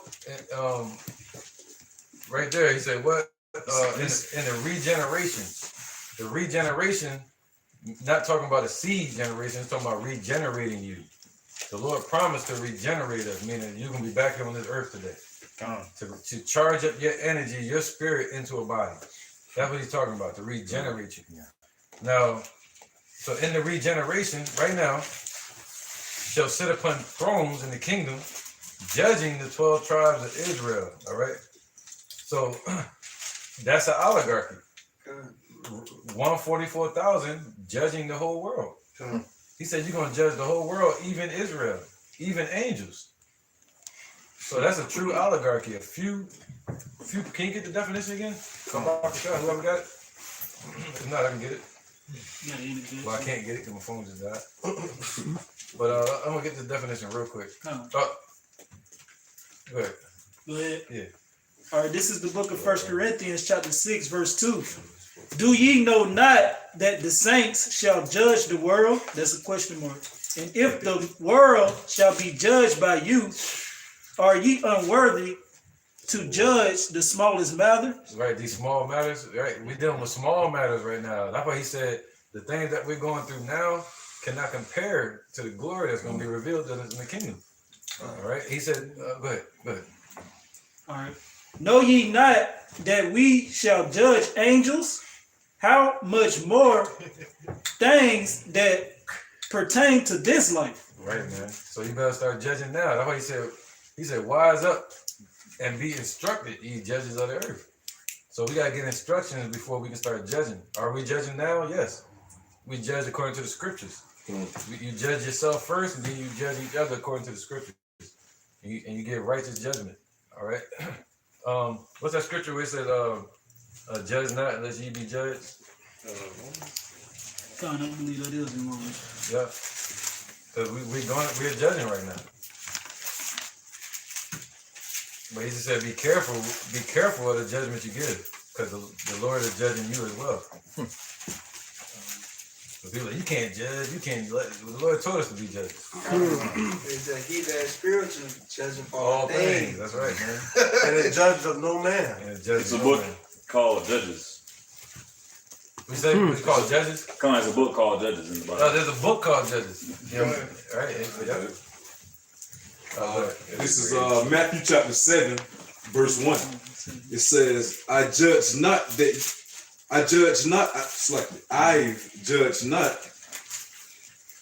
Yeah, kind of selective. I'm getting with tongue. I judge not that ye be not judged, for with what judgment ye judge not. That's supposed to be a J right there. So it says, judge not that ye be not judged, for with what judgment ye judge, ye shall be judged. Right. Like in other words, like practice what you preach. Practice what you IUIC, they better sleep with their fringes on.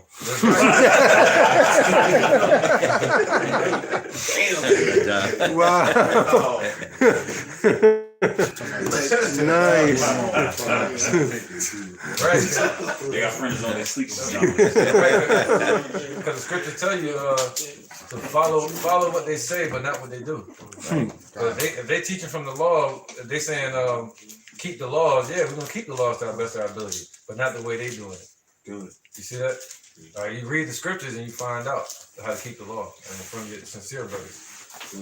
All right, go ahead, brother. It says, and with what measure ye meet, it shall be measured to you again. Right, man. So the Lord is saying we are those judges. He said, be wise though, and deal with righteous judgment and be instructed. All right. So where was we at? Somebody had Matthew. Yeah, let's get I got a definition of Isaiah 2 and 1. Oligarchy again. Yeah. The definition of oligarchy. It's a form of power structure in which power rests with a small number of people. These people may be distinguished by nobility, wealth, education, corporate, religious, political, military control. That's us. Such states are often controlled by families who pass their influence from one generation to the next. Whoa. But inheritance is not a necessary condition of oligarchy. Oligarchy, yep. Oligarchy. So inheritance is not a condition. It don't have to be that way to inherit. Look at 2/3. Right. But that's right. Yeah, but they're not gonna inherit the kingdom as far as first, but they're gonna inherit the kingdom though. They're gonna inherit. So let's look at Esau. Esau didn't inherit the kingdom, they stole the kingdom. You know, it was their inheritance as well, but they stole it. You know? So he said what? A condition where you pass the rulership down through your lineage, man. You know, through your generation. Yeah. And when we get in the kingdom, we're gonna pass all that substance down to our children. And so on, man. All right, so that's an oligarchy. We're gonna be the oligarchy, the rulers. This is a call to the spirit of the kings and rulers out there to be wise and be instructed and to move and order yourself like a king. You know, when you feel like shit, remember that you're a king, man. You know, your woman tell you ain't nothing. What is the Lord telling you? Look at yourself through heaven's eyes. You know, and be a king. We say be a lion. Right? Be the lion, man. Don't be a lion in your own household, but be a king every day. Meaning what? A king sits on the throne. You know, you have to be a warrior to become a king. Right? But you know, you start to butcher your own people, you become a tyrant. So you know, go ahead, brother. King, I was just gonna chime in and say King David was an example of that. Perfect, you know? Yeah, perfect example. Because he said he was a man after the Lord's own heart. So he was perfect. And so the Lord's calling us to responsibility, to being responsible and have the ruling class mentality. To prepare your mind to rule these people. If not, why would he tell you to ask him to give you the heathen as your inheritance? So he's telling you to get your mind ready I tell my children all the time, what you gonna do with the earth? Because you about to rule it. Get your mind ready. They know. I tell them, yeah. Because the earth is out of order right now, and it's out of order because the heathen is ruling. That's right. And we're not in our proper our mind state. That's all right, like our people as a whole. We are to teach these other nations how to govern themselves, how to rule. All right, how to live. That's right. So now is the time to start teaching your families, saying, hey, you know, what you gonna do with the world when you get it? You know, because and our job is to gain the world. We say take the world. All right, that's our job, and to give it to the children. All right, the Lord said our children gonna inherit the kingdom. We're gonna be playing with animals. Playing with animals and all that. Yeah. Go ahead. Yeah, precept. Yeah, go ahead. Let me get back real quick. This is Sirach chapter 10, verse 8. Yeah, you can break it down. It says, because of unrighteous dealings, injuries, and riches got by deceit, the kingdom is translated from one people to another. And you see all the unrighteous dealings that Esau did, not only to the children of Israel, but to the whole world, man. That's why the earth is at mourning, because they're in power, right? So the Lord, in order for him, not only is the elect getting salvation, but the earth is getting salvation too, because the Esau's going to have to stop destroying it. All right, so because of unrighteous dealings, like Lord, how much you outside? Like, all right, that's enough. You know, even when he told him to stop persecuting our people, he still kept going. So now, because of these unrighteous dealings, the Lord's like, nah, enough is enough. It's time to translate it to the kingdom of my dear son. And we're witnessing that being set up. What they say, the people mourn when the wicked rule, but roughly paraphrasing, they rejoice when the righteous in rulership, man. So like basically, like you said, we're saying the whole earth is going to be set right, man. You know, even far as the trees, you know, nature, the trees gonna clap their hands, as it says. Also, the trees refer to these people too as well. And the thing about it, just like one of our last times teaching that by the landing, the African security guard came up to him and he was asking about what we were doing. And Zaquan told him straight up, like, we about to take Esau into slavery for Wall Street. And he said, he's like, so, but he was letting them know that the Africans are going to be our first in command, our taskmasters. That's going to be helping us. They're going to be part of that rod of iron. And so he was just basically, so Zaquan was like, yeah, so you ready to take over the earth and put Esau into slavery? And he said, I will do this for you. So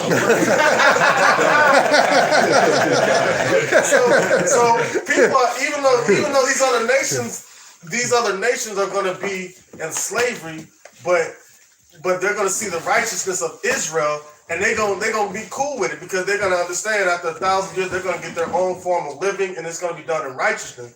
And they know they're going to know that we're going to be overshadowing them with a foot hanging in the sky, with a little foot, like you move to the left or to the right, this foot going in your ass, and we're going to keep righteousness on earth. That was our whole purpose of being here in the first place.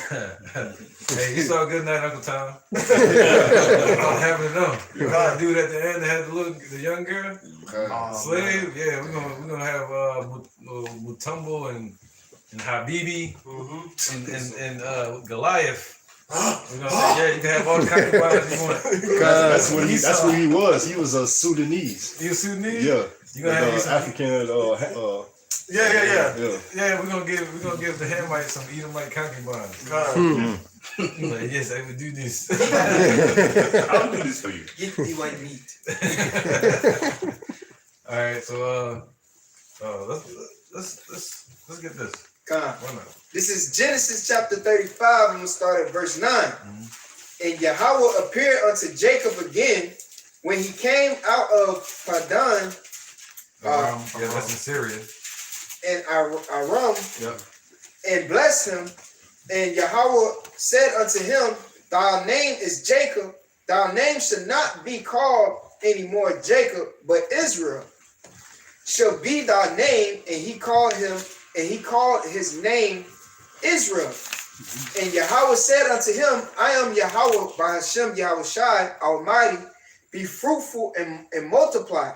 A nation and a company of nations shall be out of thee, and kings shall come out of thy loins. Right, man. So, and where was you at? Verse 11. Right. So that's when he wrestled with him, right? Did you get to that part yet? The part, I think the wrestling part was before that. Yeah, before that, right? Yeah, we gotta get it. But, this is basically saying there's a lot of points in that. Because if you go up to verse 1, this is when Esau was chasing Jacob. And Jacob was so in fear of Esau because he was the firstborn. You see that? But the Lord said what? In 2nd Ezra verse 6? Chapter 6, I mean. Can I say something about that? Yeah. And when Esau saw that Jacob had wrestled with the angel and prevailed, then Esau, Edom became fearful of Jacob. That's right. And that's the point. Not that point, but similar to that. Yep. All right. I got it. Okay. Second Ezra chapter 6, verse 7. Then answered I and said, what shall be the parting asunder of the times, or when shall be the end of the first, and the beginning of it that followeth? And he said unto me, from Abraham unto Isaac, when Jacob and Esau were born of him, Jacob's hand held first the heel of Esau. For Esau is the end of the world, and Jacob is the beginning of it that followeth. Right, so the Lord was changing something right there. He said, yo, the original way it went was the firstborn would rule and get all the possessions of the father. But now the Lord said, the firstborn came out first, but the second one's going to rule and get all the blessings and promise of the Father. All right. But and the thing about the wrestling, when the angel wrestled with Jacob, he prevailed. It was really to show Jacob that he was going to prevail in the end. He was wrestling with himself. All right. And the Lord was going to wrestle with us to make us perfect, to build up our confidence. All right. Just like somebody, if you go to a gym, and they set you up with trainers, and the trainer beat up on you and stuff. Especially kickboxing. What was that? Muay Thai. They were kicking their ass in that ring. Man. He's like, kick them as hard as you can. He said, the next training is going to be harder. You see that? So, and ultimately, and Jacob's name was changed to Israel. Yasharallah would mean Prince of Power. Right. So that was kind of like how, you know how Esau would knight someone to a position. That was kind of like the knighting of Jacob. Of us becoming the sons of God. Right. To build up his confidence, because he was so focused, he was moving in fear, running from Esau. So the Lord wrestled with him, man. Right. So the Lord wrestling with us today to make us princes and call us Yaikwab. All right. Yasha Allah Salaki. What was it? That was it on that? Let's get Isaiah. We already read 2 and 1? All right. This is the book of Isaiah, chapter 2, verse 1. It says, the word that Isaiah, the son of Amos, saw concerning Judah and Jerusalem. Right. And it shall come to pass in the last days that the mount of the Lord's house shall be established in the top of the mountains. Whoa, so above all these other governments, the government of the Lord's house, his temple, the tabernacle of David is going to be exalted above all these other nations, above all these other mountains, man. All right, so we're going to be the oligarchs. You see that? The elites, the upper echelon. Okay? That's right. And shall be exalted above the hills, and all the nations shall flow unto it. Right, so even our cities are going to be exalted above your cities. And all the other nations and their cities and their governments are going to flow unto us in the kingdom. All right, and they're going to give us all their riches. Okay? That's right, man. Go ahead, brother. And many people shall go and say, come ye, and let us go up to the mountain of the Lord, to the house of Yahweh of Jacob, power of Jacob, and he will teach us of his ways, and we will walk in his paths. For out of Zion shall go forth the law and the word of the Lord from Jerusalem. Right, so that day is coming, man. The Lord said his word is faithful and true, to where the law is going to go out from Zion someday. That law that was written during the time of Moses on stone is going to be projected from Jerusalem again, around the four corners of the earth. And all these nations are going to flow. You hear that? Flow? Not walk, not travel. It's going to be like a wave of people flowing unto us. Right, bringing their kings and nobles unto us, and women and riches and wealth. Everything they stole and took and passing, he said, by riches and deceit, lies and deceit or whatever, the kingdom is translated from one person to another. He just read that soon as you went to the bathroom. Correct? That's right, man. So all that, all those riches and wealth, they're gonna bring that into us, man. I got that precept. All right, and we ain't gonna want it. This is Isaiah chapter 60, verse 11. Therefore thy gates shall be open continuously. They shall not be shut day nor night, that men may bring unto thee the forces. And when you go into the word forces, it means wealth. That's right. Of the Gentiles, and that their kings may be brought. Right, real quick. That's why he said the gate's gonna be open day and night. It ain't gonna like that's twofold. One, we ain't gonna be doing things in secrecy. We're gonna be out in the open with it. Two, the gate's gonna be open day and night, meaning like America. You know, the ports shut down, or they might have deals with each other that they what do they call them? Sanctions and all that shit.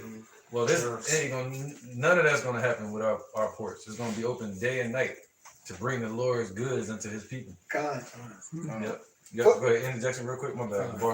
Just real quick, and that's reparations, man, for Reparations. our people. You know what I'm saying? Two-thirds of our people looking for that from Esau, man. That's right. But we gonna receive it from the Lord, man. That's right, man. Render unto Caesar what is Caesar. Yeah, give them that shit.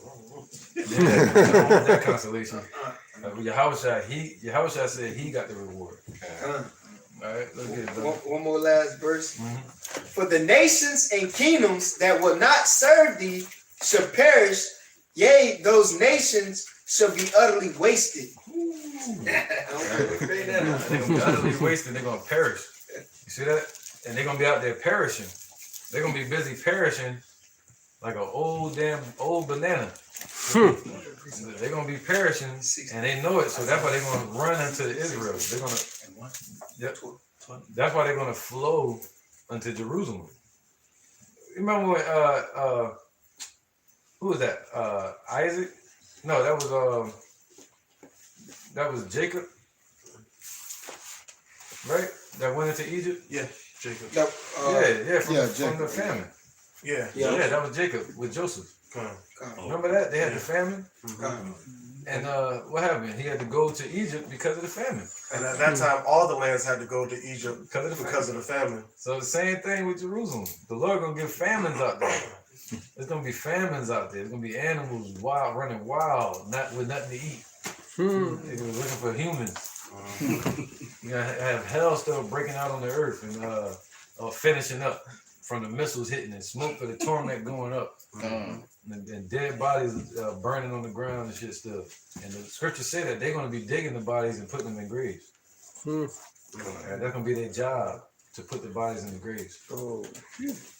Because we had to do that during the time of the World War II. Right. Everything they did with us, the Lord gonna have them do it. And we had to do that in America as slaves during the Civil War and the Revolutionary War. We had to bury all them bodies. With the Devil's Punch Bowl. Yeah. With those damn troops. When they had our people in FEMA camps, they died laying where they at and made our people to go bury them. Damn. Right, man. So let's finish this real quick. Isaiah 45 and 17. And Isaiah 9 and 6, the next one. This is Isaiah chapter 45, verse 17. But Israel shall be saved in the Lord with an everlasting salvation. So we're hoping and we're praying that we are a part of that, those princes of the power. That's what that means. That we're part of the princes, the saints. He said, but Israel shall be saved in the Lord, man. All right, not any other way, in the Lord. Go ahead. You shall not be ashamed nor confounded, world without end. Whoa, a world without end. See, Esau's oligarchy is going to end. Ours is just beginning. All right? And once we gain that rulership, it's going to be a world without end. Even now, we're a world without end. A gathering, what do they say? Cosmos. Orderly arrangement of a group of people. That's that few, that small number right now, man. The 144,000 and the 1/3. That's the oligarchy. Right? Yeah. All right. So that was it on that. All right, let's get This is Isaiah chapter 9, verse 6. It says, "For unto us a child is born. Yep. Unto us a son is given." Right. So we'll be saved in the Lord, but the Lord was given to us. The Lord was given to Israel, just like we were given to him. All right? So that Yahushua belongs to us. You know, we belong to him, man. He don't belong to you damn heathens. All right? He said he came unto his own. Go ahead, man. For unto us a child is born, unto us a son is given, and the government shall be upon his shoulder. Whoa. So it's going to be a government, man. We're going to have our government. And it's going to be upon Yahushua's shoulders, man. All right? There's a picture out there with Yahushua on it from the catacombs of Rome. And he got a lamb on his shoulder. Lamb on his shoulders. I always wondered what that meant. Now I know. The government shall be upon his shoulders. Boom. Drop the mic. Good timing. Yeah, good timing. And his name shall be called Wonderful. Right, man. Can you read it from the top, man? This is like beautiful right here. This makes me feel like Passover. Come on. This is Isaiah chapter 9, verse 6. That's right. For unto us a child is born. Right. Unto us a son is given. According to the prophecy with Mary, right? Come Right? A virgin shall bear a seed, a child. on. Right? Oh, and his name shall be called what? Emmanuel, meaning God with us. And the government shall be upon his shoulder. Wow. And his name shall be called Wonderful Counselor, the Mighty Power. That's what we're going to be calling him. Esau ain't going to be able to see him or deal with him. We're going to be, see, Esau going to be calling, yes, my Lord. Yes, you are king. You are king. Yes, Lord. Yes. But we're going to be talking to Yahushua saying, you are wonderful. You are King of kings, Lord of lords. We're going to throw our crowns at him, at his feet. You know? Go ahead. The Mighty Power, the Everlasting Father, the Prince of Peace. Right, and he's not the Father. It's saying the everlasting authority. So he said, what? He's going to rule over these heathens with a rod of iron. So it's going to be everlasting. You know? So he said the everlasting authority, because the word Father just means Abba, authority. All right? And he said he's a prince too. But that's not talking about Yahweh. All right? He said prince of what? Prince of Peace. The Prince of Peace, man. And who's the one that set up the order of the priesthood? Melchizedek, the Prince of Peace. God. All right? And Yahushua is that Prince of Peace, man. It said the scepter of righteousness shall his throne be. God. All right? Yeah, it's a moment. Yeah, let's get it. And it said Michael is the angel that's going to stand up for us in the time of Jacob's trouble. But Yahushua is the mediator. He's the one that's set up to bring peace between us and Yahweh. It's a big, major difference. Go ahead. But in order to do that, it couldn't be any other man that did it. Paul said it, right? Psalms, what's that? Romans 9. According, he said, can somebody just get it so I can move on my thoughts?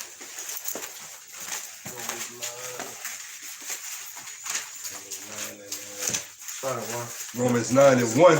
I say the truth in Yahushua HaMashiach. I lie not. My conscience also bearing me witness in the Holy Spirit that I have great heaviness and continual sorrow in my heart. For I could wish that myself were accursed from Yahushua HaMashiach for my brethren, my kinsmen, according to the flesh. Right. That was good. Who are Israelites? Who are Israelites. Right. But what did he say? He wished that he could have been accursed for Yahushua and for us. But what did he say? He said, am I Paul crucified for you? You know, he didn't get crucified for us. So there was no person on earth that could be crucified for us.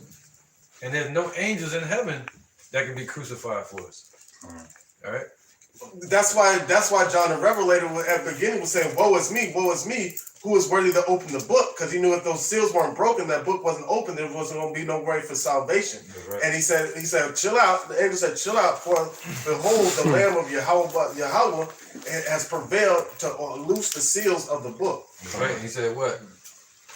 Let's just get it. Go ahead, brother. Start from the top. Yeah, because he said the Prince of Peace. And the only one that's set up to make... Yep. The only one that's set up to be that prince, that's his office, is to set up that peace within Israel, within ourselves as well, with the new bodies, and peace between Yahweh and us. That's Yahushua, right? Let's bring it up. Let's see. This is Revelations chapter 5. I'm going to start at verse 1. And I saw in the right hand of him that sat on the throne a book written within and on the back side sealed with 7 seals. And I saw a strong angel proclaiming with a loud voice, who is worthy to open the book and to loose the seals thereof. Right, he's saying who's worthy in heaven or on earth? Who's worthy to be that Prince of Peace? All right, was it Angel Michael? No, none of them. But, he said to which of the angels? Did he say? Yeah, it's in Hebrew, I think. Maybe. Okay, brother. It says, "And no man in heaven nor in earth, neither under the earth, was able to open the book, neither to look thereon. And I wept much because no man was found worthy to open and to read the book, neither to look thereon." Right. Right. That's the point. Hebrews 1 and 5. Hebrews 1 and 5. This is Hebrews chapter 1, verse 5. "For unto which of the angels said he at any time, Thou art my son, this day have I begotten thee, and again I will be to him a father, and he shall be to me a son." Right. And somebody get Galatians 3 and 19. No, let's say 1 Timothy 2 and 5. That's the one. This is 1 Timothy chapter 2, verse 5. Whoa. 1 Timothy chapter 2, verse 5. "For there is one God." There's one God, Yahweh. "And one mediator between Yahweh and man, the man Yahweh Shah HaMashiach." There you go. It's just that clear. There's only one God and there's only one mediator. That's it. No other angel, no other human being was set up to be that mediator. And to bring mediator is what? To bring peace. All right. So you gotta kiss the son unless he be angry. You gotta go through Yahweh Shah to get to Yahweh. Like Yahweh Shah said, "I am the way, the truth, and the life. No one comes to the Father but by me." So you're not getting around Yahweh Shah. You're not getting past him. You ain't skating, sliding, or nothing. This Galatians 4 and 3. "Even so we, when we were children, were in bondage under the elements of the world. But when the fullness of the time was come, Yahweh sent forth his son, made of a woman, made under the law, to redeem them that were under the law, that we might receive the adoption of sons." Because Yahweh Shah redeemed us through his blood, by dying. It match up perfect, man. Okay, it's crazy. Because Yahweh Shah was that sacrificial lamb for our nation, man, for the nation of Israel, man. Right. Hey, And through him we get salvation. Come on. That's right, brother. Come on, stay on that point. Ephesians 2 and 15. All right, because he's the mediator. It's Ephesians and the peacemaker. 2 and 15. Having abolished in his flesh the enmity, even the law of commandments contained in ordinances, for to make in himself of twain one new man, so making peace. Whoa, so he's the peacekeeper. He's the Prince of Peace. All right. So making peace. All right. So that's the point. All right, let's get back to the lesson now. Anything else on that? And that he might reconcile both unto God, there you go, in one body by the cross, having slain the enmity thereby. Right. So he's bringing both Jews and Gentiles unto Yahweh B'Shem Yahweh Shai. All right, meaning Israelites. Israelite foreigners and Israelites that believe, that know they're Israelites already. All right. So he said what? He's the one that's making peace. He's set up to be that peacekeeper, that Prince of Peace. All right, where was that? Isaiah 9. We read that already? We read 9 and 6. We already read it. All right, Daniel 7 and 21. Yep. So after the order of Melchizedek, that lets you know that Melchizedek was Yahushua. They call him the Prince of Peace. Prince of Righteousness. And righteousness represents peace. I got it. This is Daniel chapter 7. Verse 21. Yep. And it says, "I beheld, and the same horn made war with the saints." He's talking about America. Go ahead. "And prevailed against them, until the Ancient of Days came, and judgment was given to the saints of the Most High. And the time came that the saints possessed the kingdom." Yep. This is about to happen right now. We're in that time. Like we're living in that time, man. Where they but the Lord is about to give the kingdom to us, man, to our people. Go ahead. Thus he said, the fourth beast shall be the fourth kingdom upon the earth. Yep, the Roman Empire, and America is the new Roman Empire.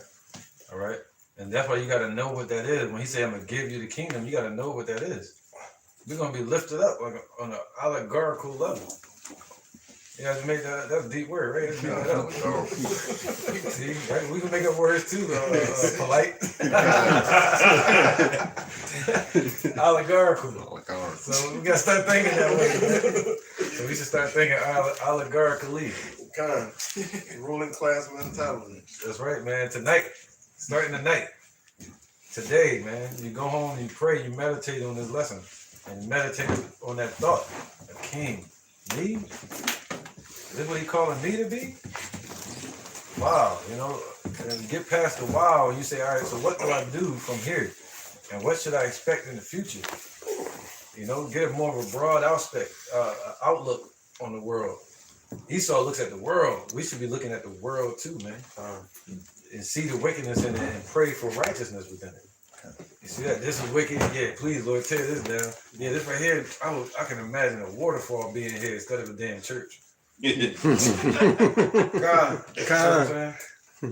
It says, which shall be diverse from all the kingdoms, and shall devour the whole earth, and shall tread it down and break in pieces. Right, and that's the Roman Empire through America as well. All the way to this day, they've been devouring the whole earth.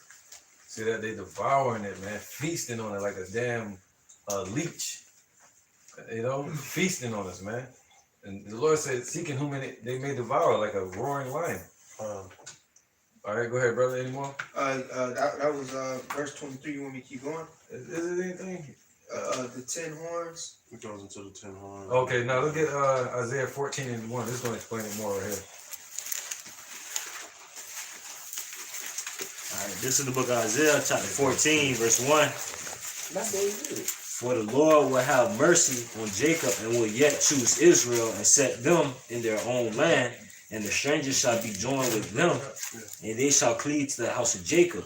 So and the stranger that's going to be joined to us of our nations, and when our nation is placed back in our land, we're going to take the captives who captives we were. All right. So all these nations had a hand in destroying the minds of our people and helping Esau put us into captivity. So now judgment and payback is going to be brought unto them. So we're going to possess them and their possessions in our land. Big payback.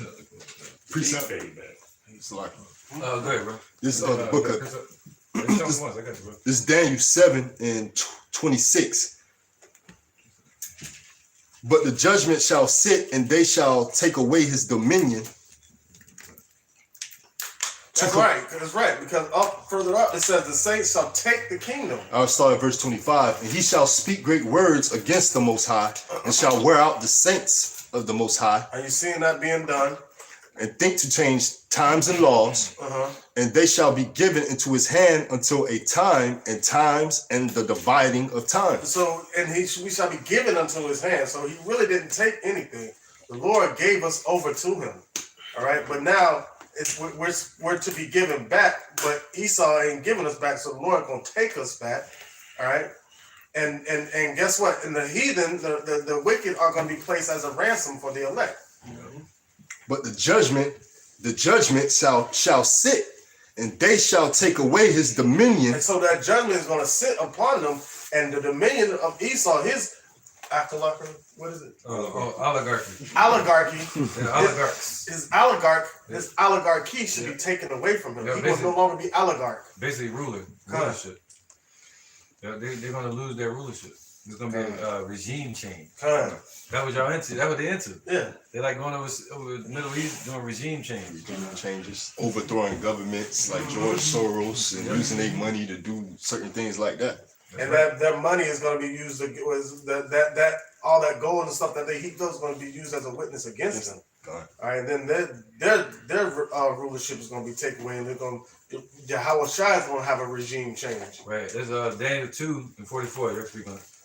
And in the days of these kings shall Yahweh, the God of heaven, set up a kingdom which shall never be destroyed, and the kingdom shall not be left to other people, but it shall break in pieces and consume all these kingdoms, and it shall stand forever.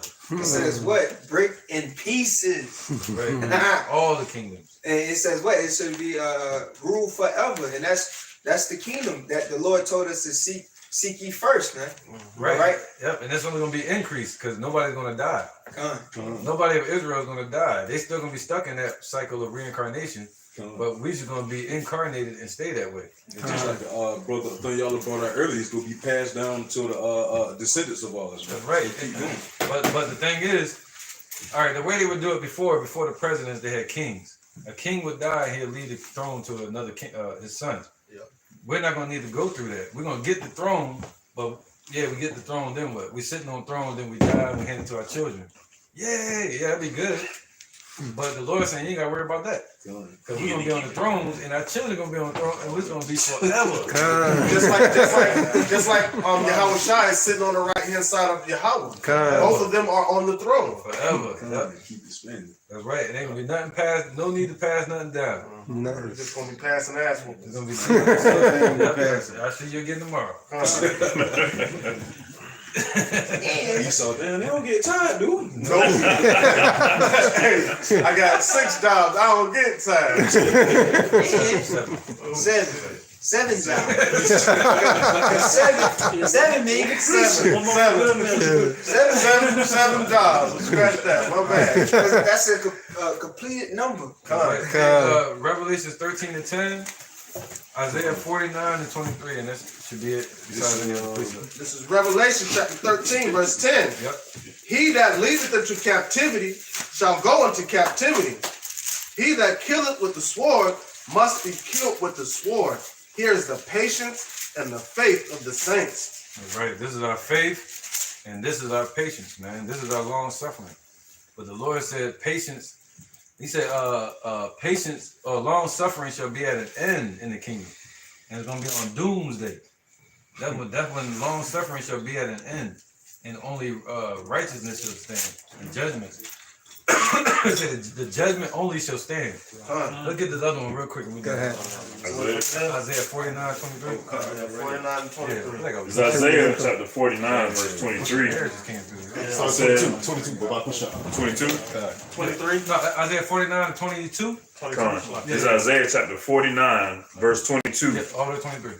Come on. Thus saith Yahweh power, behold, I will lift up mine hand to the Gentiles and set up my standard to the people, and they shall bring thy sons in their arms, and thy daughters shall be carried upon their shoulders. Right. Verse 23. That's in the kingdom, they're gonna be, like piggyback riding. That's not saying from salvation they're gonna be bringing them from all over the earth. No, that's saying in the kingdom, that's gonna be their fun, riding on your damn backs. Because remember, like back in the olden days, they used to carry their princesses and shit. They used to carry them in the little box things. They feet couldn't touch the ground. Sticks and stuff like that. You know what I'm saying? Yeah. And you see how you see the rulership, yeah.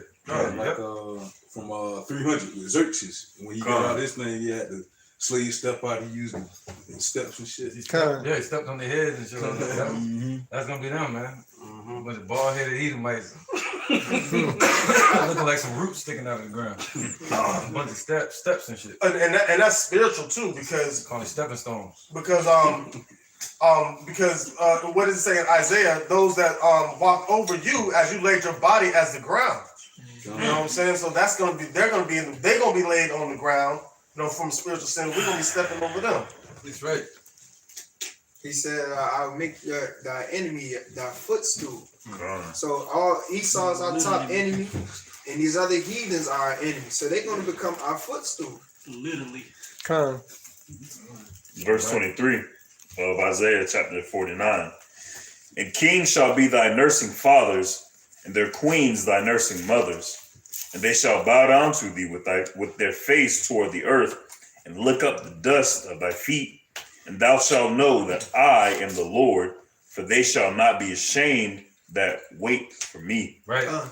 That's why I said, of course, ain't no damn man gonna be your nursing father. What they're talking about is the scripture said we're gonna suck the milk of the Gentiles, meaning we're gonna take all their riches from them, their resources, and they're gonna give it unto us to nourish our children and our families. Same way we did in Egypt when we left out of the land, we took all their gold. That's right. That's right. So they're gonna be out nursing. The women gonna be nurses though. They say the women gonna be nursing. All right, and by queen, it doesn't mean like the word queen. It means just like exalted woman. So their hierarchy, they're gonna be slaves in the kingdom, basically. They're gonna be slaves to our babies. All right. Hey man, it sound cold, man, but hey, it's a cold ass world. That's what they feeding us, man. A bunch of damn bone chilling shit. Yeah, we need to feed it back to them. No pain, no gain. Right, man. This is Isaiah 60 and 11. Therefore thy gates shall be open continually. They shall not be shut day nor night, that men may bring unto thee the forces of the Gentiles, and that their kings may be brought. For the nation and the kingdom that will not serve thee shall perish. That's right, man. Yeah, those nations shall be utterly wasted. So the Lord, the Spirit wanted that to come out one more time so it be clear. And now that it said the nation that will not serve, because what it say in the other scripture said all the nations say, hey, let us go learn of the Lord. But he ain't gonna put the spirit of Esau to be able to have that thought process in mind. So Esau's gonna have to be utterly destroyed because he's not gonna have the unction. He's just made to be wicked. So he's not gonna have the unction to serve Yahweh by Shem. What does Esau mean? Wasted away. Wasted away is he. Right. Hey, precept. Luke 19 and 27. But those mine enemies, and Esau one of his enemies, which would not that I should reign over them, bring hither and slay them before me. He said, in the kingdom, he gonna say, yo, bring George Bush. He over there in the bottom of the pit, in the corner. You gotta make a right, and then left, right there. Go past Trump. Don't get him yet. Get him. Bring him to the kingdom and slay him before me. And nah, he gonna give direction just like that. That's why right before the Passover, he sent the apostles out. He go into the town, talk to that man, go up them stairs. There's gonna be a place right there that's gonna get taken. He said, grab that Edomite, lay hands on him. This is a quick injection for that, Jake. This is 1 Corinthians 2 and 14. But the natural man receive not the thing of the Spirit of Yahweh, for they are foolishness unto him. Neither can he know them, because they are spiritually discerned. That's right, man. Beautiful precept, man.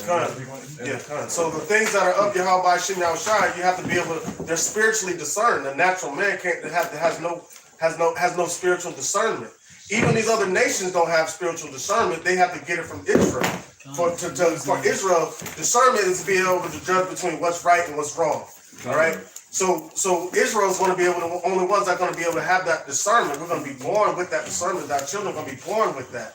Just like how the elect were born with it in these times. All right. And it's established through Yahweh Shai giving us our new bodies, man. Right. But and the point I want to make on that too, 2/3 ain't gonna be able to understand this. And the heathens can't understand it. That's why they say in slavery, what they say on that movie, 12 Years a Slave, I think it was. And he was reading, he said, let them read, it doesn't matter. Let them pray to their Lord and all that. See, this is a joke to them. That was Hell on Wheels. That was Hell on Wheels? Hell on Wheels. Hell on Wheels. Hell on Wheels. He said, it's a joke. Let them keep reading the Bible and do that spiritual stuff. We got them physically in slavery. You see that? That's why, yep. So this stuff is spiritually discerned, man. All right, just like the idiot earlier, y'all in the same spirit. Yeah. That's right. So like that showed the spirit of Esau because, like the scripture says, a fool say in his heart, "There is no God." So that's how Esau was thinking when they had us in captivity, and they still saying that through this president, man, saying science and not fiction. Well, they'll create the Space Force, thinking they're gonna fight against aliens, like weird creatures, all right, and not the angels, men of the Lord. I got precept. Go ahead, brother. This is 1 Kings chapter 10, verse 21. This is just going into Solomon when he was in his kingdom, and then this is going into what we can expect. Oh, real quick, can I bring this up real fast? Go ahead. Before the expectation? What's this? Isaiah 29:15. Woe unto them that seek deep to hide their counsel from the Lord, and their works are in the dark. What Biden say? Dark winter, right? A little secrecy. It says, and basically Illuminati. And they say, who seeth us and who knoweth us? That's what they're saying right now. All right. So the Lord said, what? Woe unto them. You know? That the Lord making the angels tremble and demons tremble, he's gonna damn sure make these Edomites tremble. In these nations. Well, it was a scripture. I'm roughly paraphrasing it, where Yahweh was on the throne, and he told one of the angels, like, "Hey, go tell them I hear them and I see them." Like for real, like they really think that the Lord don't see this, bro. Like that's exactly why, and the Lord has put them in the put 2/3 of our people and these other nations in the spirit of derision, where they won't be able to see it. Show up. They're gonna make them come down and see it. Check it out. What did he say with Sodom and Gomorrah? He said, "Yo, I will go down and see it for myself if this be true." He said, "I'm gonna go down and see if the cry is still going up of his people that were in Sodom. It was wicked people of our people that were in Sodom and Gomorrah that got destroyed too." Right, but yeah, he gonna come down here and see for himself, and that's what you don't want. The lion that comes. These heathens don't want that. So like the lion come out of his thicket. Yeah, man, he coming out of his thicket. The destroyer of the Gentiles. That's right, man. To lay hands on you. His eyes is 10,000 times brighter than the sun. Right. All works of flesh are before his eyes. Nothing is hid. That's right, brother. That's what. Go ahead, brother. Let's end it with this one. This is 1 Kings chapter 10, verse 21. It says, "And all King Solomon's drinking vessels were of gold, and all the vessels of the house were of the forest of Lebanon, were of pure gold. None were of silver. It was nothing accounted of in the days of Solomon." Right. So Yahweh shall represent Solomon. The gold is going to be the elect in the kingdom. The silver, he said, what? There's going to be no more wickedness. No more. 2/3 of our people are reprobate silver. Yeah. So they're not going to make it. But in the kingdom, they're going to be made righteous. Okay, go ahead. Verse 22. "For the king had at sea a navy of Tarshish with the navy of Hiram. Once in 3 years came to the navy of Tarshish." Tarshish, that was the African that would bring trees and big giant cedar trees to Israel, right? But what did Nebuchadnezzar do with them? First thing he did, he cropped down the trees. They cut. Imagine that. Your kingdom is known for all this vast cedar trees out front and all this stuff. But then you show up and everything cut down during the time of Zedekiah. Hating ass. Right, everything's just empty. But it was a prophecy. It was a prophecy by the Lord from Jeremiah that all the trees were going to be cut down. It's going to look horrible. You know? Yeah. All right, go ahead. I'm gonna keep going.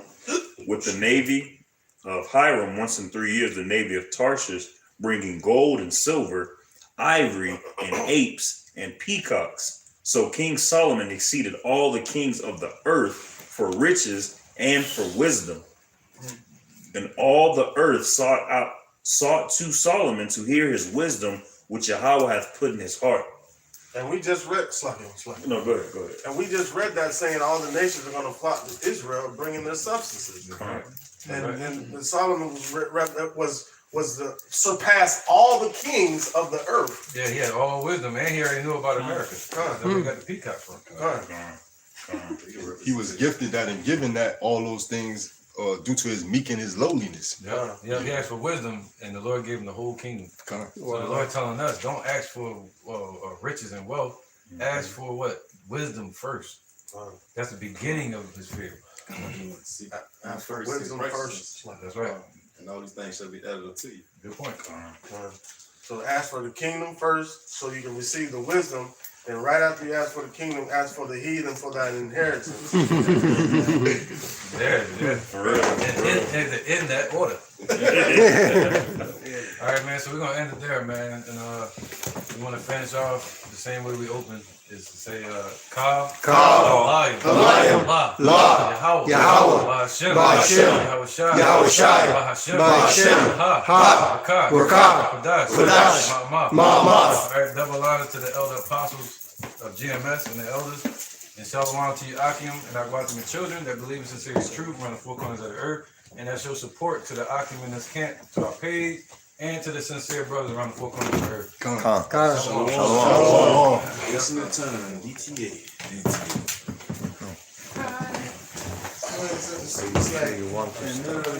Toward the end,